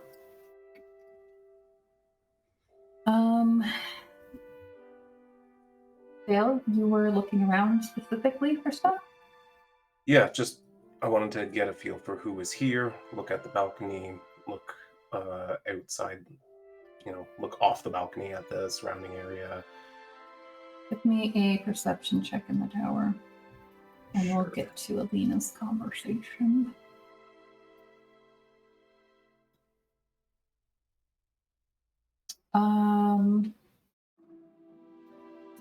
Do you want to re-roll it with your inspiration?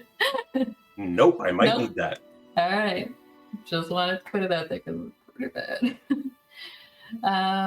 Yeah, you notice very similar things. The next closest building is to the west side of this building. It is 60-foot gap.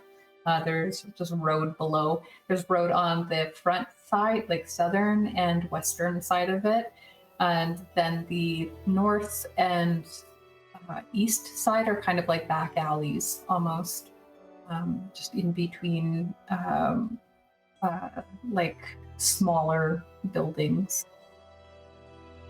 And when you're out on the balcony, you actually spot Kemi, who is she is standing there having a conversation with a couple. And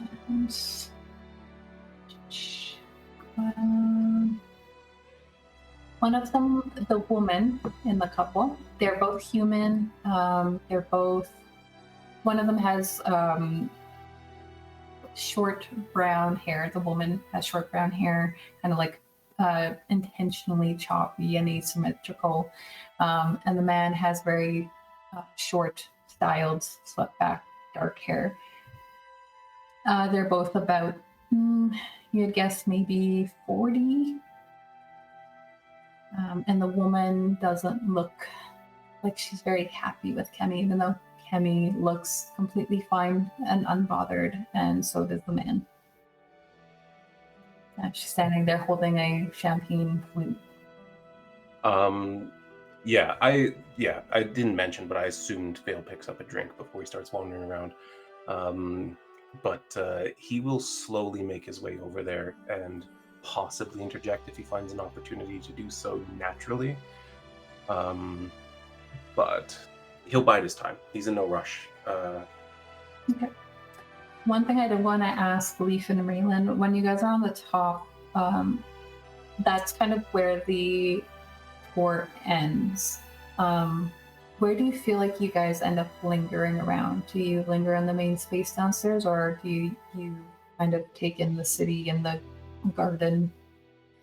I think Raelynn will have looked around there if no one seemed super interesting, or like she was mostly looking for Kemi. If she doesn't find Kemi, she'll head back down. You would have seen Kemi out on the balcony too in the tour, but you were like, you had just started the tour, so it would have been kind of awkward to be like, actually, I need to go do this thing. Yeah. So I think she'll kind of head down, but she will make mention to him, like, oh, it's busy here. There's a lot of other parties. Anything in particular that people are celebrating? Oh, well, everyone kind of makes their own push that the day before, just as all I'm sure you guys are all angling to do as well. Yes. A lot of people have parties and with other like-minded people. Some people have parties with people who they don't agree with at all in hopes to change that.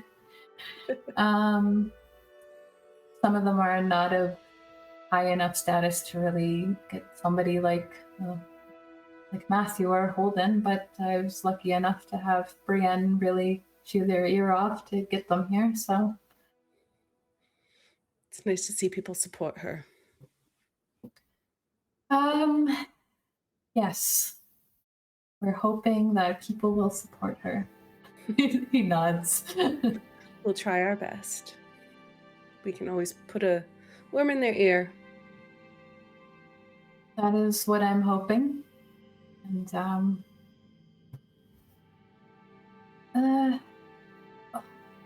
I'll just get fair warning that Holden is more of a talker than a listener, so you need to be very firm if that's anything that you're going to try to engage with this evening.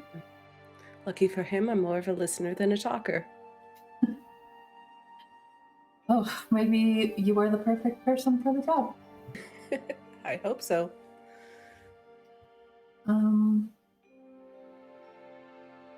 Alina, you are. It takes a moment for Matthew to find like a decent space. It seems like he's trying to both seem a part of this group that he is dancing next to, but also giving them enough space to actually have a conversation.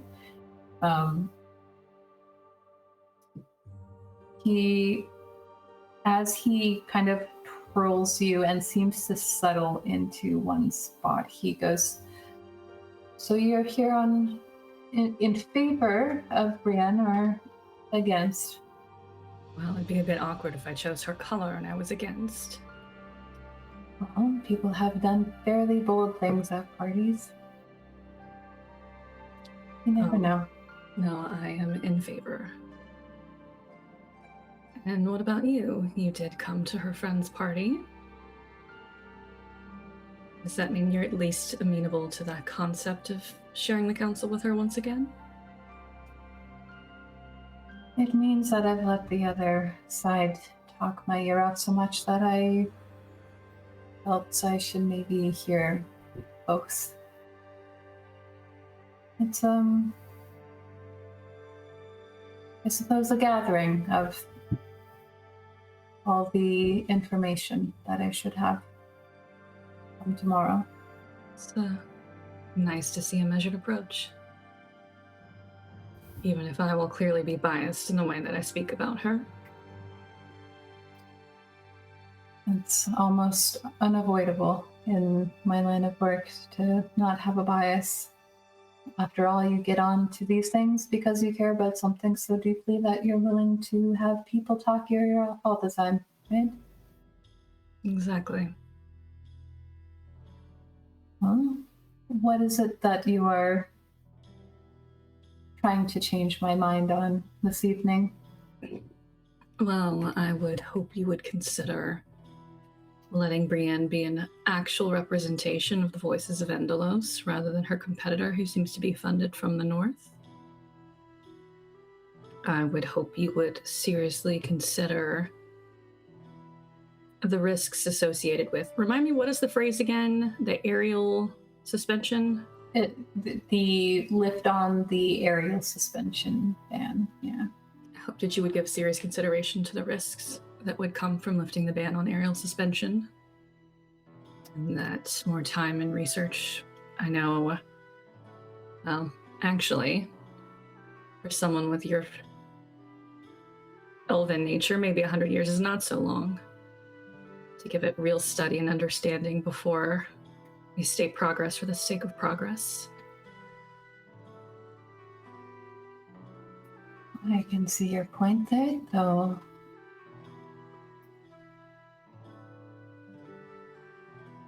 You're only hoping to stall it a bit longer, then you're not completely against it. I personally am not in favor of it, but if I want to put a measured perspective to one who's here to see both sides. I have heard she does have a new friend here who is, well, she warned me is rather academic in his speech about the Shattered Stair. but has good insight into the further study that needs to take place there. And what some of the consequences could be from lifting the ban. Ah. You're talking about Brendel. Mm-hmm. I heard some of his talk. Was any of it what comprehensible, or is he too far gone in his cups already? Yeah, I guess actually it's a good point. You were supposed to keep an eye on him, but you came an hour late. I'm gonna let's see how he's doing.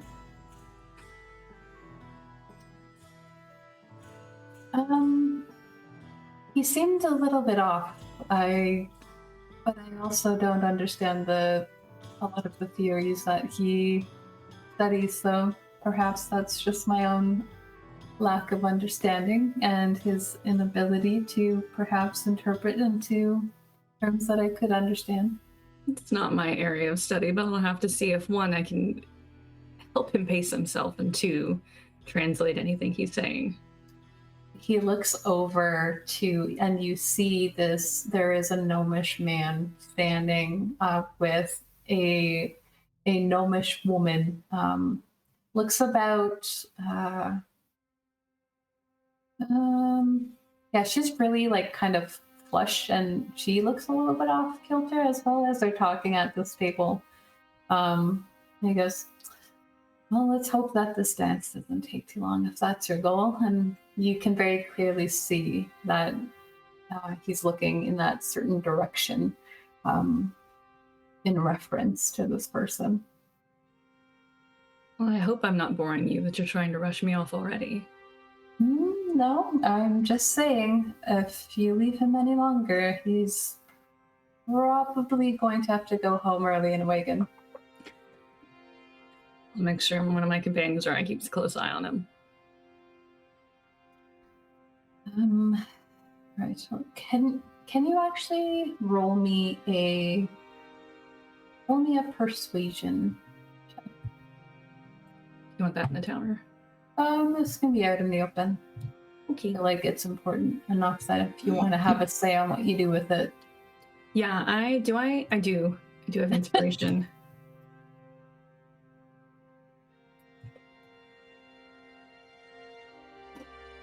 Well, it's a teensy bit better. Let's see. Alina's really nervous. She, as much as she's sisterhood masking, this is her cousin. And she is like trying to, that's what we're going to say is happening. 15's not terrible though. Yeah. It's not great for Alina. She knows she can do better.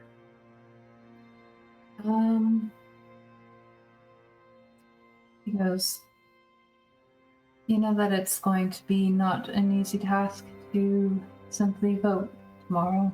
There will be a huge road ahead for everyone involved, no matter which way the vote goes.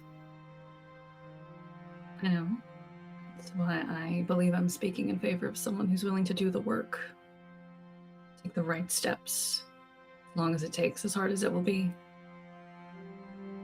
Someone who will also bring a measured approach to what's happening in the north. What are her views on the people in the north?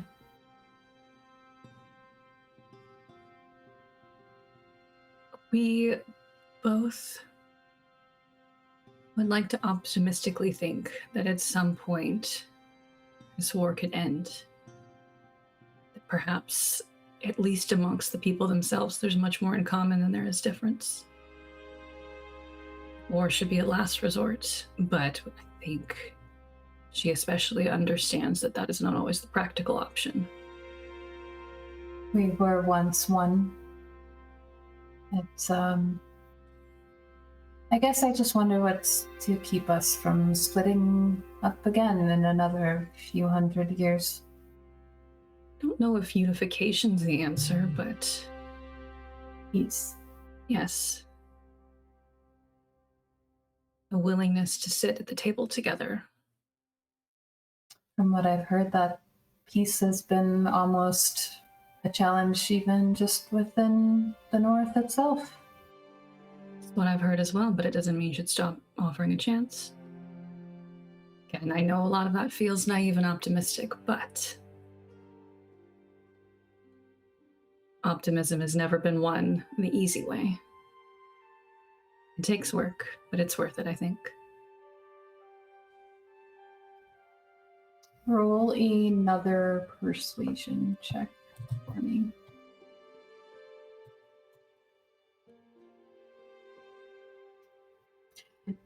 She's very she's dialed into something here right now, I think. Why, guys? Why? It's okay. 15 is still good. 15 is still good. It's not terrible.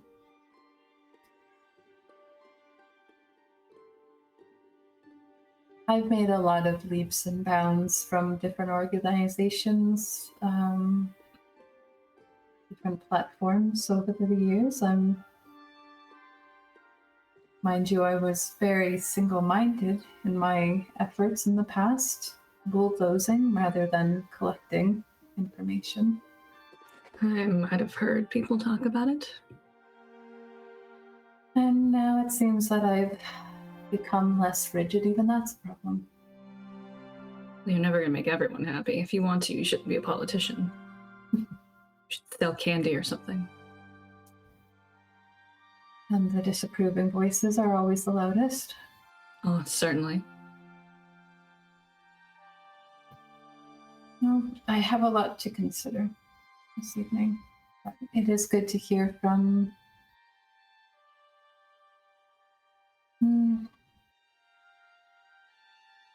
I guess a fresh voice. One that doesn't have a long history with me. I appreciate you taking the time to dance and listen. Well, be sure to stick around for my speech later. Oh? I was asked to talk on matters so that everyone, I guess, could feel encouraged.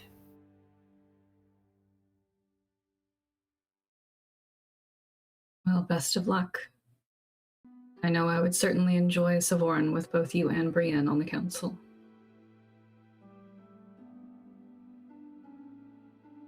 And it's like almost as if you guys timed that perfectly. The song ends and people kind of part off, and he lingers for a moment and says,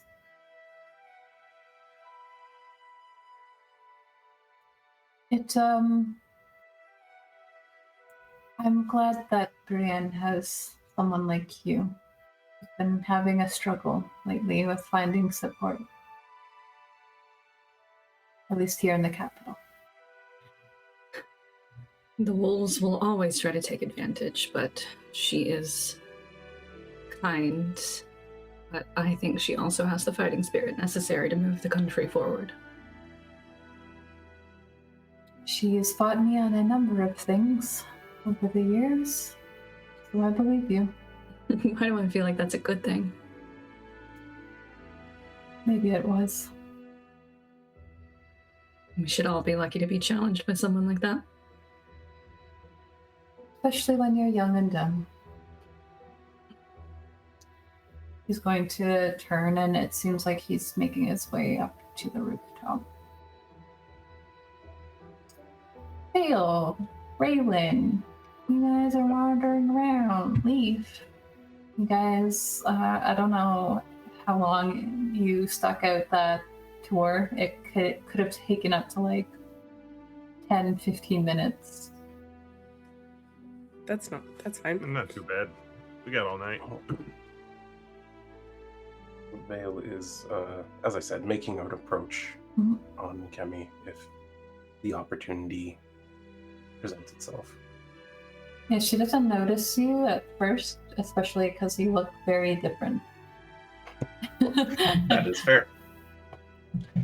She does Same take basic note. structure, but yeah.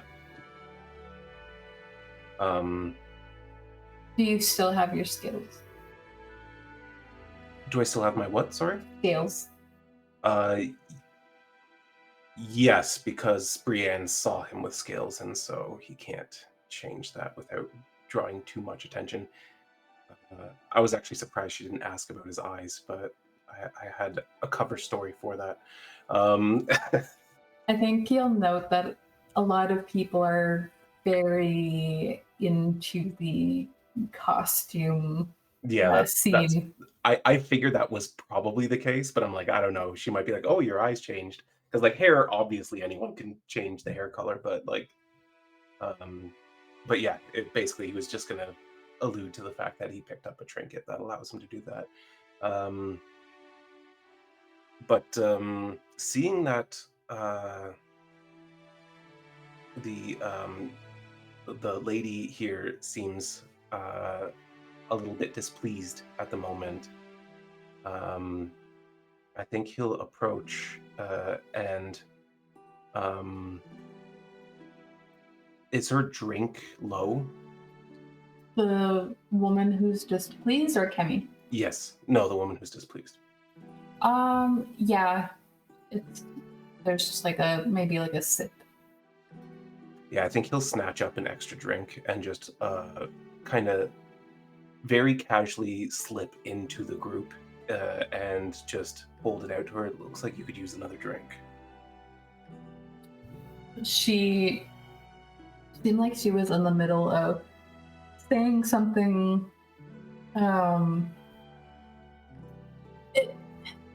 It kind of seems like they're talking about work, just like what they've been up to, sort of situation. And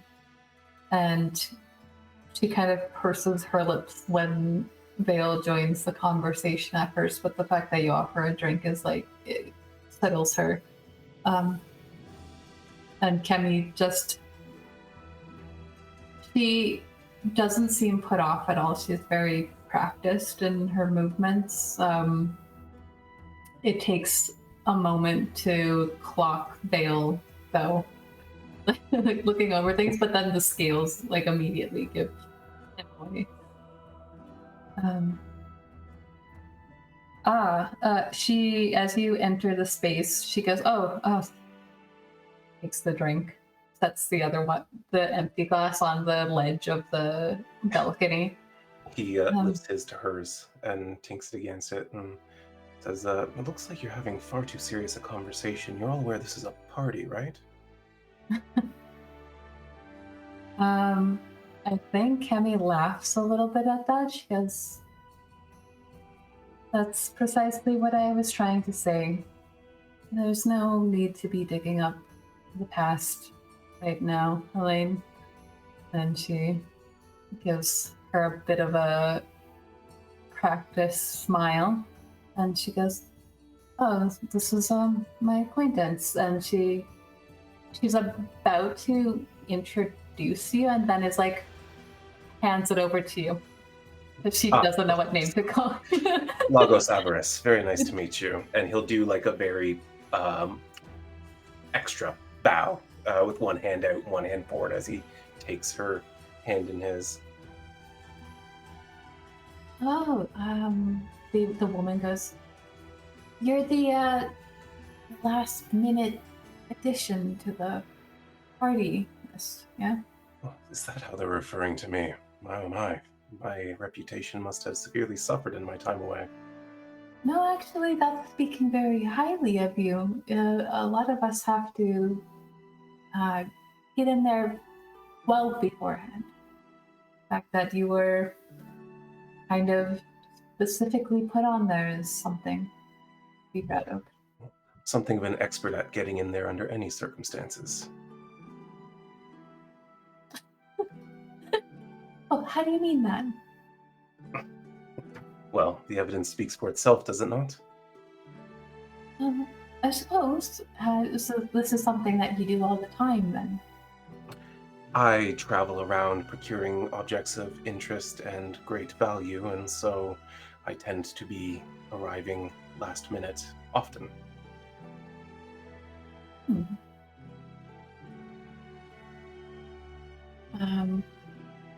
Emmy says, yes, he's really known for swooping right in there.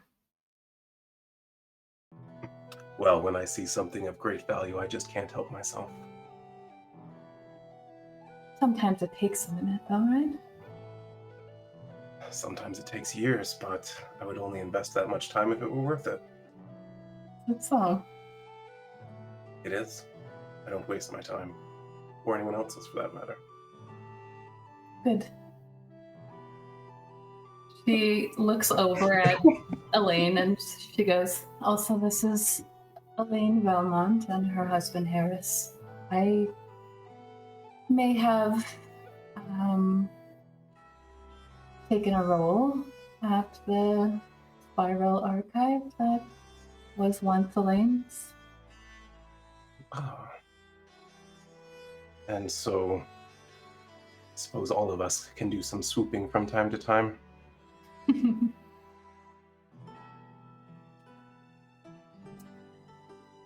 She looks over at Elaine, who has like tensed up again. She's just like, like there's definitely just harboring something towards Kemi at the moment. Vael kind of reaches out and just kind of very platonically, like, because he's not trying to instigate anything with her husband, but like it just kind of touches her arm very softly. So, I wouldn't worry. A beauty like you shouldn't be locked up in the archives anyway. Her husband, who's just like been standing there, almost constantly drinking from his glass of wine, like a very slow, but like there's a constantness to it. And he goes, see, that's what I've been trying to tell you, darling. You just have to find something else. That's the role you did have will open many doors other places. And she goes, I know, it's just the principle of it all. Just move on to something bigger and better. And then Kemi's like, yes, move on to something bigger and better, and I'll see you there shortly after. And Elaine just like, again, tenses up. Right. Well, I should leave you, lovely folk. I have some catching up to do. And she's going to kind of look at Vael.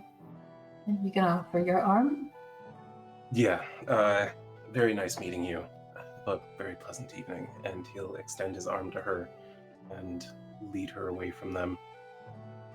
Right. I believe you owe me a dance. Is that how this works? Mm-hmm. Very well. Let's see what it was that Alina was so impressed by. Oh, I see. Now I understand this debt that I owe you. I hope I won't disappoint. When you guys go into the space, she looks over to the band and gives a nod. And she's prepared. Play something that is very much like a tango style dance music that nobody else in the room seems to even know what the hell to do with. They disperse from the floor so fast that it is pretty much just the two of you left as the center of attention. Is this also when Alina's dance ends? It's after it. Okay. Fair enough. I would say Alina, if she was going to go and check on the gnomish man who's getting wasted, that she's there. Oh, but she also has a drink and is looking up, and if you see her, has the biggest smirk on her face.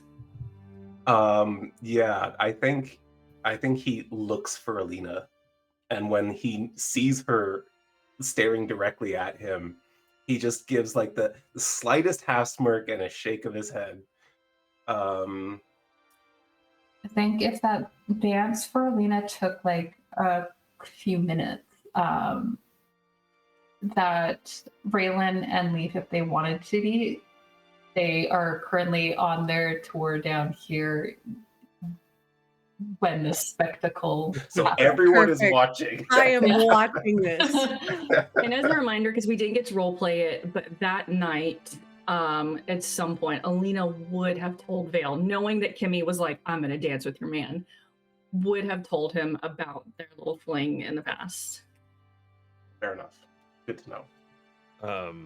Just as this is getting started, and I can see Raelynn like making some popcorn in her mind, I'll just gently elbow her and be like, want to try and show him up or watch me make a fool of myself? You gonna have a dance off? Are you prepared? It looks like she's very prepared. I'm prepared. All right. Off to the side. Sure. I don't want to steal the spotlight from them. You guys don't want to like have a moment where Raelynn and Kemi are making eye contact as they shimmy down. You know what? Yes, I do. I want that. I want Let's that do moment. that. Let's do that. Let's get This this poor no sexual train Three going. more drinks in during this dance because Alina is not going to be able to focus on him at all. Yeah, Hands that up. gnome's gonna be smashed by the end of this dance. All right. You guys can all you can, if you would like to, give Leaf advantage or each other or each roll separately. You guys can each tell me what you feel like you're going for in terms of pulling this dance off, because performance is generally what I would ask for, but if you could make a case for something else, I'm fine with that. I think Raelynn will give Leaf advantage because I'm not great at anything, but she is a great dancer. I think it's mostly just going to be the problem of her not necessarily believing that he's a great dancer, and so she wants to try and take the lead a little bit, but she's just gonna like, no, relax, let's go, and she's gonna try and have her best single girl sexy mode where she's just gonna like show off. Well, since it's a tango, how about some acrobatics? All right. If you're like kind of maneuvering Raelynn around you, like leading her through this. That's what he's trying to do. Okay. And Vael, what are you going for? I mean, performance works for me. Okay. You know what? As soon as those two enter the space, I think you can have advantage on your roll from Kemi because now it's a competition. Yeah. All right, I'll accept that. I do like to know that Kemi's competitive like that. That makes me like her more. I love Kimmy. Here we go. Oh, that's gonna be tough to beat. 25. Pretty good. 19. Not awful. Not Yeah. terrible. And like way more than passable. Just not a 25. Yeah. Kemi is prepared for this. She knew that this dance was coming. She's probably had this dance before and chose it specifically. Leaf is basically going off of vibes of the music and the surroundings and stuff, and is pulling it off pretty well. And you know what?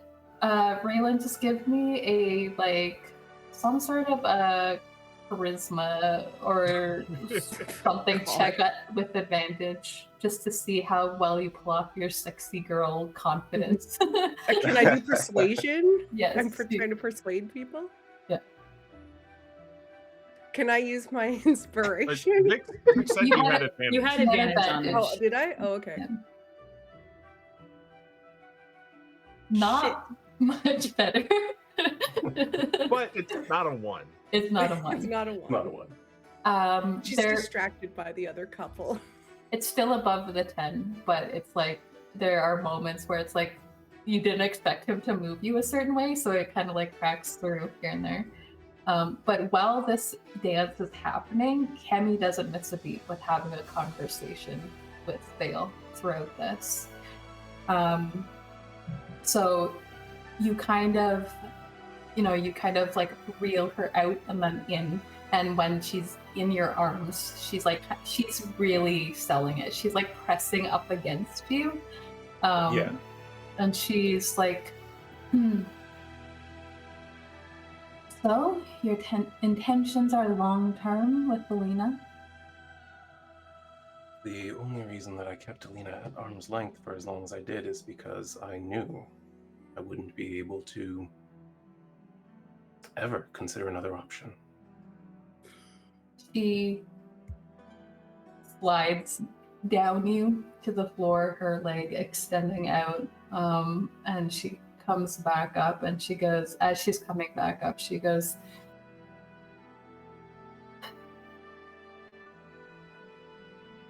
so she's been your end goal. If you mean that romantically, then yes, I suppose so. Go ahead. Though I admit I wasn't sure that was ever going to happen, and I had other irons in the fire.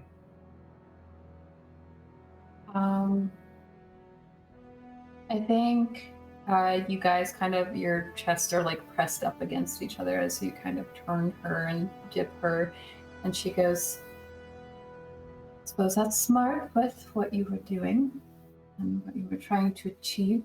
And she looks you like dead in the eye, and she goes, and you're done with the running around with everyone and at Gareth? We haven't really discussed it, to be honest, but I suppose I am, unless Alina feels like doing some running with me.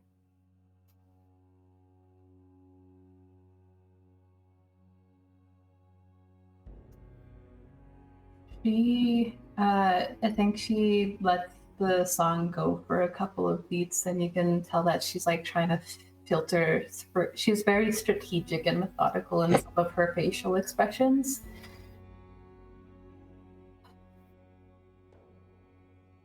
And she told you about us?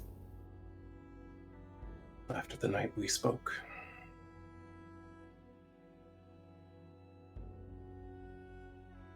Interesting. She lets you kind of turn her once more, and she locks eyes with Raelynn when she comes back around. Like almost at the same time. They were like, you guys kind of come to a point where you're like, if I may, I picture this as like he twirls her around and is holding her from behind, and she's locked eyes with Raelynn, and Vael's locked eyes with Alina again across the room. It's just like trying not to drool a little bit. She's very confused. There's a lot going on right now. And again, selling the performance, his hand like runs all the way down her body to her hip. that she'll arc into it the entire way down. If Alina had not been so well trained by the sisterhood, you just read it. Vael could probably read it on her face because he knows her well, but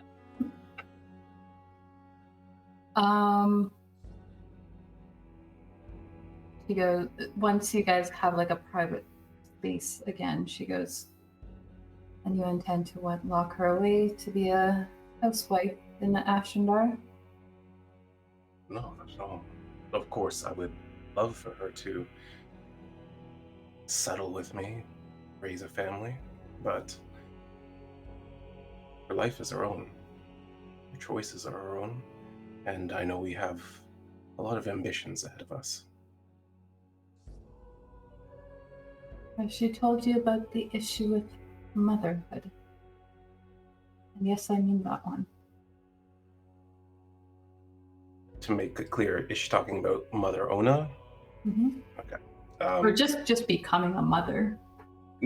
yeah, you would know that like none of the mothers are married. Yeah. I'm familiar with that particular issue, and it's been a curiosity for me for some time. They're not going to be happy that she's even being courted. And they should have never sent her to me.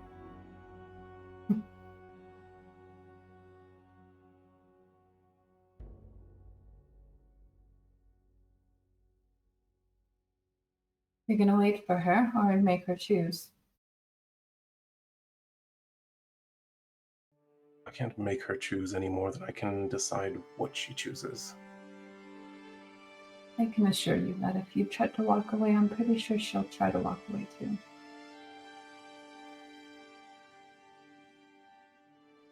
That will be an indirect way of making her make a choice. But I ask you again, are you going to wait for her?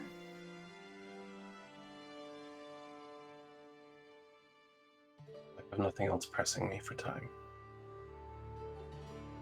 Let's see you kind of dip her. She goes,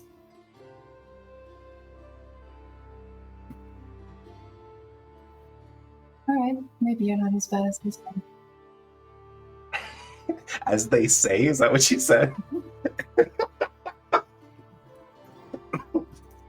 They do like to do some talking, don't they?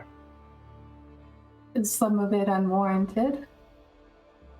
Plenty of it is warranted, but without context. What was this context? You'll have to get to know me. All right, I will. Good. The song comes to an end. How do you guys picture yourself ending your friggin' tango poses? What's your final move? So for Vael, he spins her out and then back in, and then the lowest dip you've ever seen. And as they're poised in this extremely bent over position, he slowly raises his eyes to look at Alina once more. And I think Kemi's probably looking to the side at Raelynn.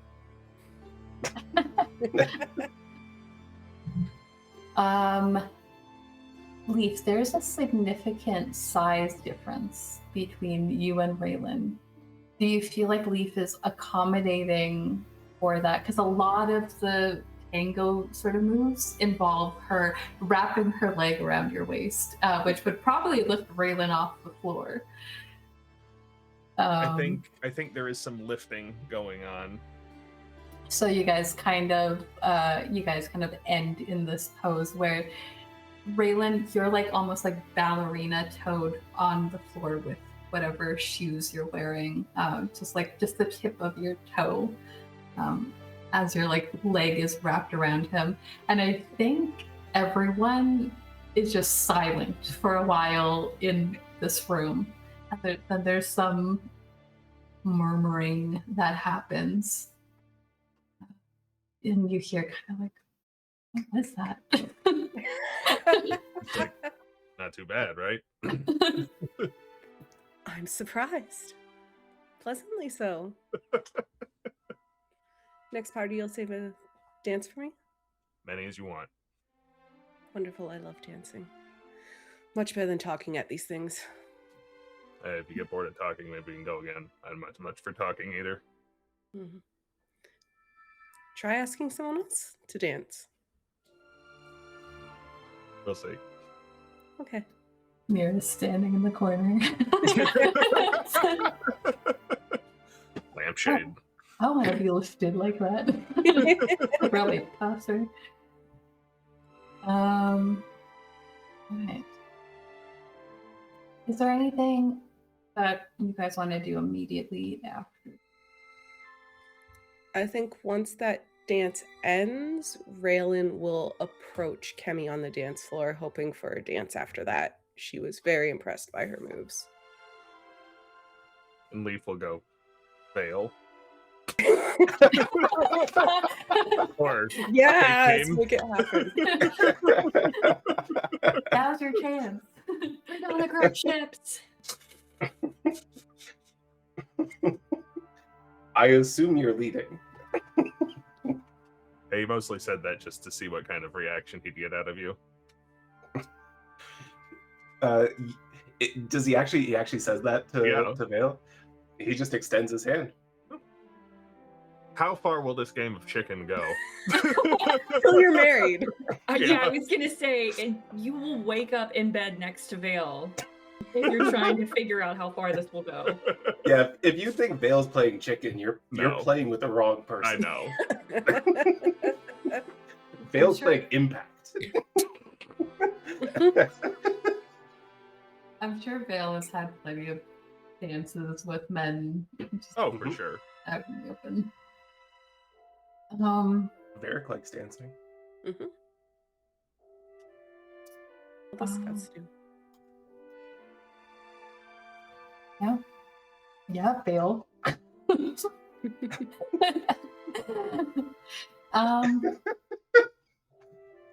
Don't make me feel bad. It's a party. Is Raelynn gonna use this opportunity to talk to Kemi? Yeah. About the curse stuff? Okay. Yeah. A definitely much slower song comes on, and it seems almost intentional because Kemi gives another nod to the band. Something to recover from that more fast-paced music. When you ask, actually, do you want to like tell me how you ask her, or you're just Once Vael kind of like vacates her air, like I don't know how he's gonna like he's just like gonna kiss her hand or like thank her and walk away, or I don't know how he wants to end it, but after he does whatever he does, she's just gonna walk over, and I think Raelynn is going to I will tell you exactly how he does Sure. it. As he pulls her butt back up out of the dip, he puts one hand against her cheek and goes, "Now don't fall in love with me," and slides away and heads towards Alina. As Raelynn hears that as she's approaching, she's just going to like put her hand on Kemi's shoulder like softly and run a finger and just be like, honestly, don't. It's not worth it. She actually laughs. Oh, Care for a Hello. dance? yes, actually I would. Perfect. You're a beautiful dancer. Mm. Sisterhood or additional training? A bit of both. I like it. So I guess there are some things that are. It's nice that they give you a lot of variety of what you can explore at the Sisterhood, and you can expand on things that you like. If I hadn't enough time there, I would have. But She gives you like almost an apologetic look at that.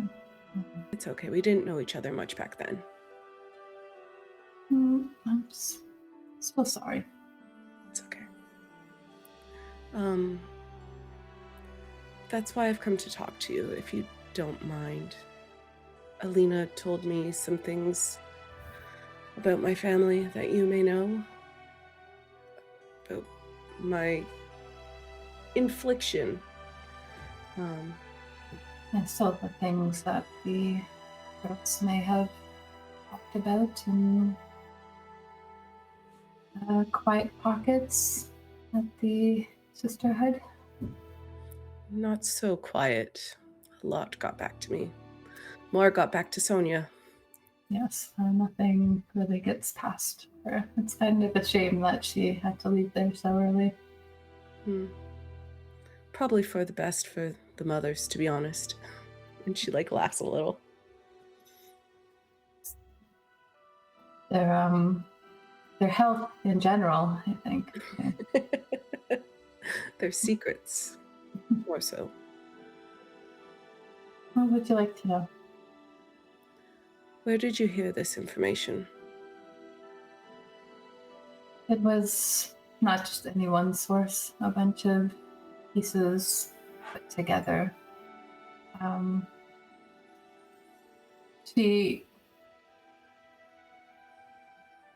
Well, for one, my mentor, a little bit more flexible with the rules, I suppose.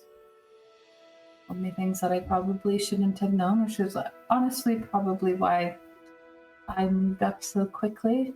A little bit dangerous for me to just be a sister there and know everything that she let slip over the years. But Mother Raelynn has been around for a while, and her role there at the Sisterhood is very,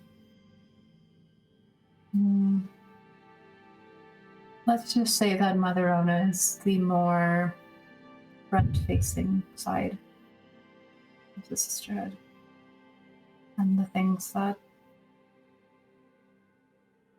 my mentor and I got up to were a little bit, it involved a lot of brushing things under places that no one else could find them again. I'm hoping you could at least give me some semblance of a starting point. There are some notes that I have. If you really are interested, I can have them arranged to be dropped off wherever you are staying once I'm done here. But honestly, if you would like, I can't go back for a little while until some things here are at least progressed one way or another. She kind of just looks around at the room in general. Depending on how things go, my check-in may be sooner rather than later. And if you are back and at Gareth during that time, let's just say I'm very persuasive with her. If you would like a chat. I would love that more than anything. But I know not all things are free, and I believe that we should be helping each other out. Is there anything I can do for you in the meantime?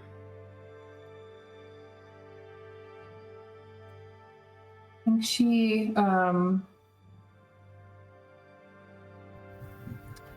frowns a little bit and she goes,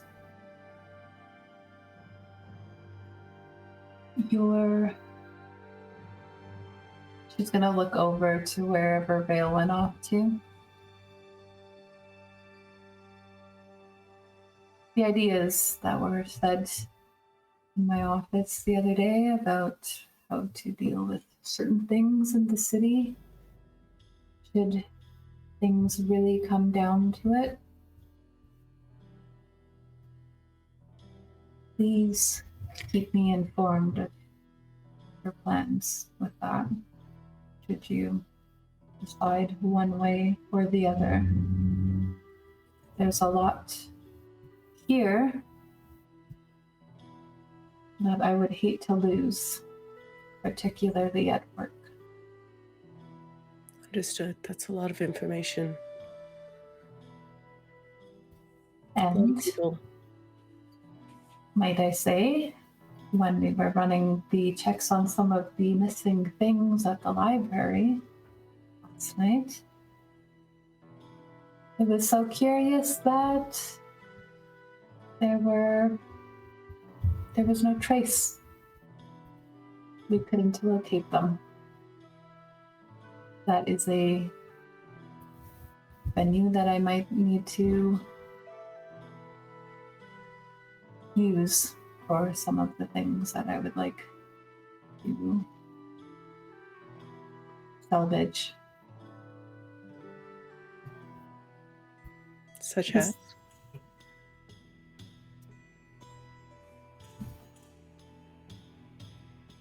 We secured some maps, old maps, the other day of the early buildings of the city. I would like to know and keep those intact, and should something happen to the city and those go getting ruined in the process, it would be very bad. And I think I found some information on our dear founder that I would like to explore. And by our, I mean the Sisterhood. I I'll don't see have what I can do. One way or another, I'll inform you. Alina says I can trust you. I believe her.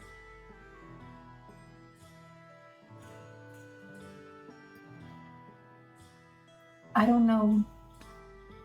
Actually, maybe I should just ask, what did you make of that information she gave you? What do you believe now? I believe I'm still not given a choice in what happens, but it's nice to know that perhaps things could be different.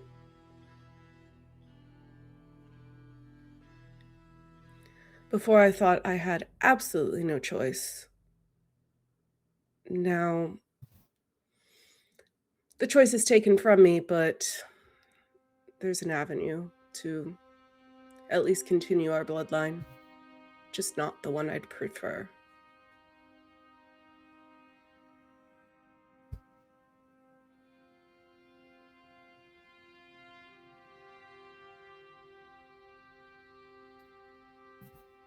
Have you tried to see about removing your affliction? Personally, no, because I assumed my family would have at least tried over the generations.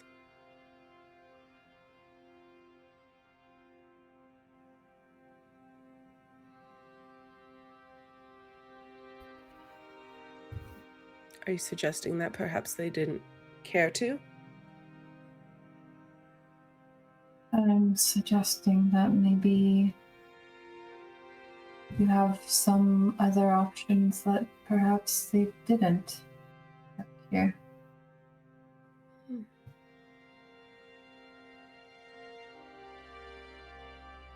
Well, unless you know what they are, I guess I'll have to look into it myself. Sorry, I can't help you any further than that. I didn't expect you to.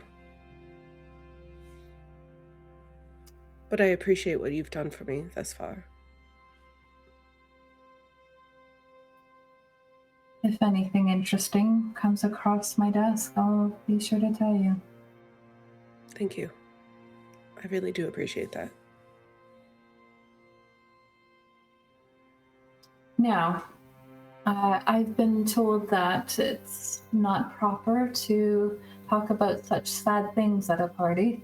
So she's going to like twirl you, and that kind of ends the dance. And when that dance ends, she kind of swipes 2 glasses of champagne that we're passing by, and she's holding them both in one hand, and she offers one of them to Raelynn, and then clinks your glass.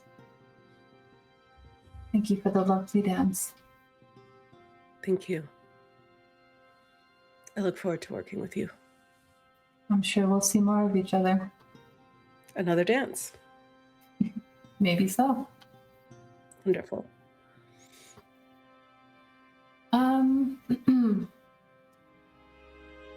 I think around this time.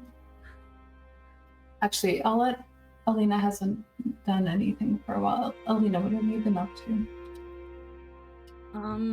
I'll say that Nira and I have been babysitting the gnome.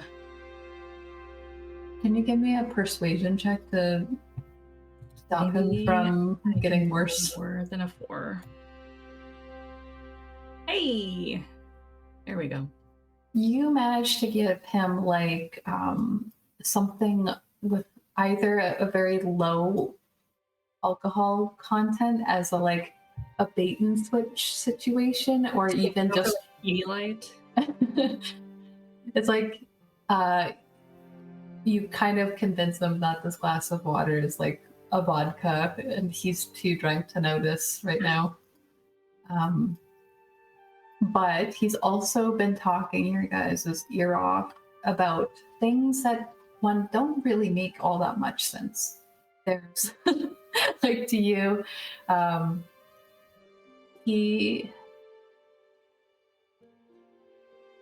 I think one thing that stands out to me is when he's talking about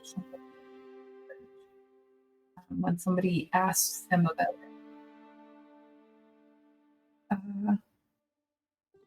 He describes that when they are working at the Shattered Sphere big site, they have to wear like specially made suits that cover them like head to toe. Like he's almost describing like a hazmat suit to you in terms of dealing with some of the magical effects that seem to just kind of randomly come off of these very old remnants of the city sometimes.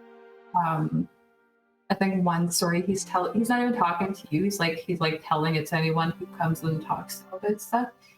You overhear him talking about one time one of his colleagues had moved a large chunk of stone that actually had a glyph of warding on it, and he was like, that shouldn't have been there.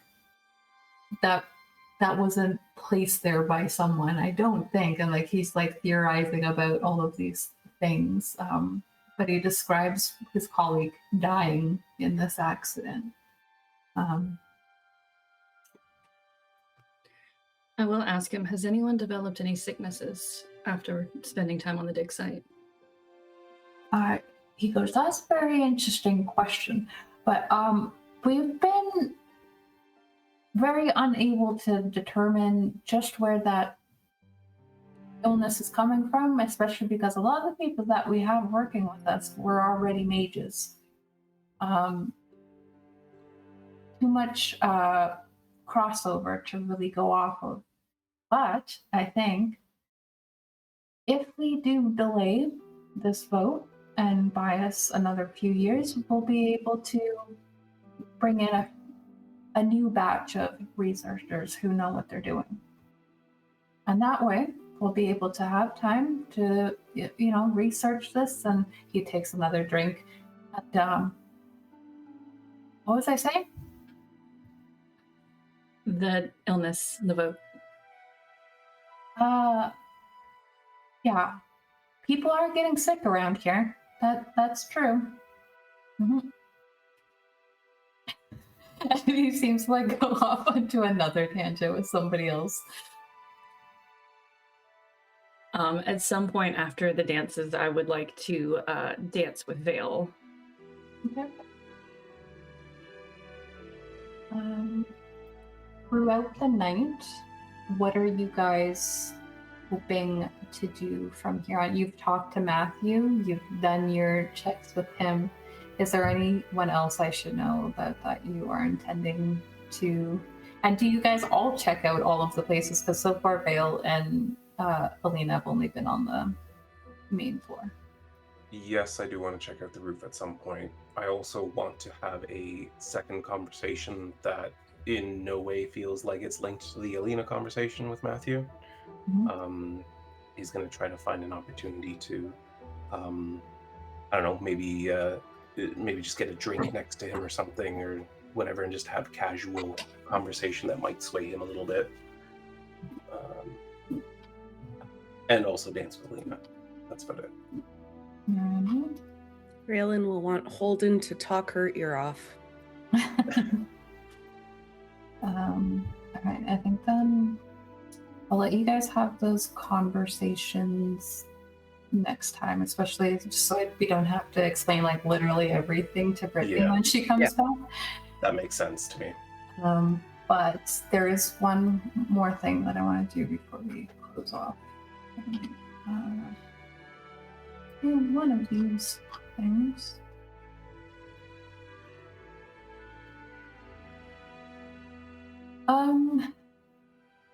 Yeah, you guys got there an hour later. Say this all happened within like an hour or so. Once you guys were really kind of just mingling a little bit over that. You, after Vael and Alina dance, there's a little clinking of the glass, and you see that Matthew is like, he has somebody beside him who's clinking the glass, and Matthew's kind of just standing there as everyone turns toward him. Yes, actually, I'll take that. And he takes the glass of champagne, takes a sip of it. Right, well, pretty much expected to speak at every one of these things every time I come to one of them, so I don't want to make Brienne feel as though she's not special by not speaking at hers. Tomorrow's a very big day, and everyone seems to kind of agree with that. And I've stood in rooms like this many times over the years speaking about progress. And I don't say that lightly. I know that I was very forward in my pushing for progress. I've devoted much of my time on the council to a very specific vision. We've built, expanded, refined. We've pushed forward with purpose, and I'm proud of much of what we've accomplished together. Truly, I am. Because of that, I found myself on the fence these past few days, wondering what I'm pushing forward through. Now that I've reached many of my goals at quite a young age, everyone kind of smiles, and there's a little bit of a quiet shift in the room as his voice also goes lower. It's like he's kind of controlling the room with his tone. When you've spent years moving in one direction, turning toward another doesn't feel like a very small adjustment. It feels like starting from scratch, undoing hard-earned ground. Like admitting that certainty might have cost us something along the way. Recently, I spoke with my father. Many of you know he has had his fair share of complications over the years, murmuring and nodding. But no one can deny that he has been a man dedicated to progress at all costs and responsible for much of the change in Savoran over the last few decades. So it surprised me when he reached out, not to reinforce what I had been taught my whole life, but to challenge it. He told me, Matthew, sometimes the greatest right you can do is admitting that you're wrong. And his grip sort of tightens on his glass. I don't know what had gotten into him. At first, I wondered if his words were simply an attempt to bridge the distance that had grown between us, but I realized it didn't matter, because they were true. And the room is like dead quiet now. I love our country, I love the progress we've made, the discoveries, the successes we've shared, but there is a glaring issue we can't ignore. We have too often sacrificed peace and transparency in the name of efficiency. And he kind of looks in the direction of Alina when he says that. Almost like he's gauging her. We tell ourselves it is necessary, that history demands it, that the way of our ancestors founded this nation leaves us no choice but to be guarded. And anyone who has line of sight on Holden Lot, you see that his posture stiffens at that. He seems tense. But suspicion breeds suspicion, and progress without trust only moves power, not people. Whatever the result of tomorrow's vote, I want to plant a seed. The hope that those of us seated on the council might find the courage to follow not only what has worked, but what feels right. Let's move forward in effort to change the tide. In what is best for all people. And he lifts his glass and he goes, to progress on the courage to define it. And he kind of takes a drink, and I think at that moment, Vael, you see an opening to him as he kind of again retreats up to the rooftop, and you see his, you can see everyone kind of clamors around him, but he just kind of lets himself out of that space, putting distance between everyone. Do you follow him? Yes. You follow him up to this rooftop. Everyone had kind of gathered down below. Is anyone following them? You would have seen this as they kind of left. I think Raelynn would stay where she is. She trusts Vael to do this thing.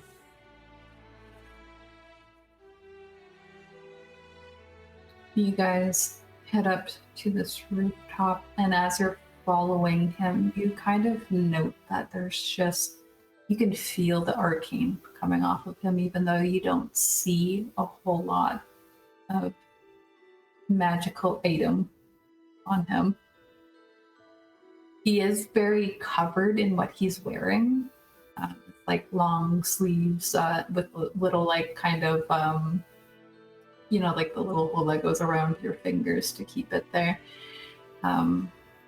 He has like a high collar, but his like the cut is very deep at the front, and his whole back is just covered by this like cape, like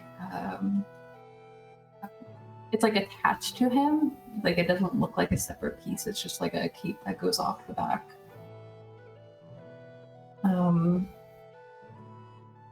And as you head up to this rooftop, he went up the stairs. Did you follow him, or did you go? Yeah, he'd follow up the stairs. As you come out into this open space, you're on top of this roof, and he turns toward you and he goes, oh, honestly expecting someone else. Well, I'm sorry to disappoint. No, you didn't. Matthew Dayrune. I know. Lagos Avarice. Very nice to meet you. He takes your hand, and when he does, Vael, both of you get this sense of something's not right. You're standing there in this darkening city, and I think both of you clock almost at the same time that the building across the street completely dark, like it's pitch black dark out. And you see some sort of ripple of blue, which you've seen a lot in this country in terms of magic, from the other rooftop. Just as in, like, it looks like an arrow, but it's made of arcane energy, comes flying right, like, you're almost certain that it would have landed right on his wrist, which you kind of see underneath has like a little bit of the outline of the bracelet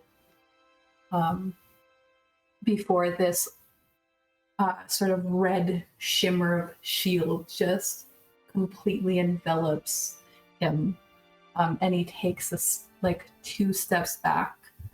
And very shortly after, you guys both hear from the west side of the building, north and south corner of it, large flapping of wings. And that's where we're going to end, and we'll come back after 4 weeks. Fuck. That's a good ending. Break.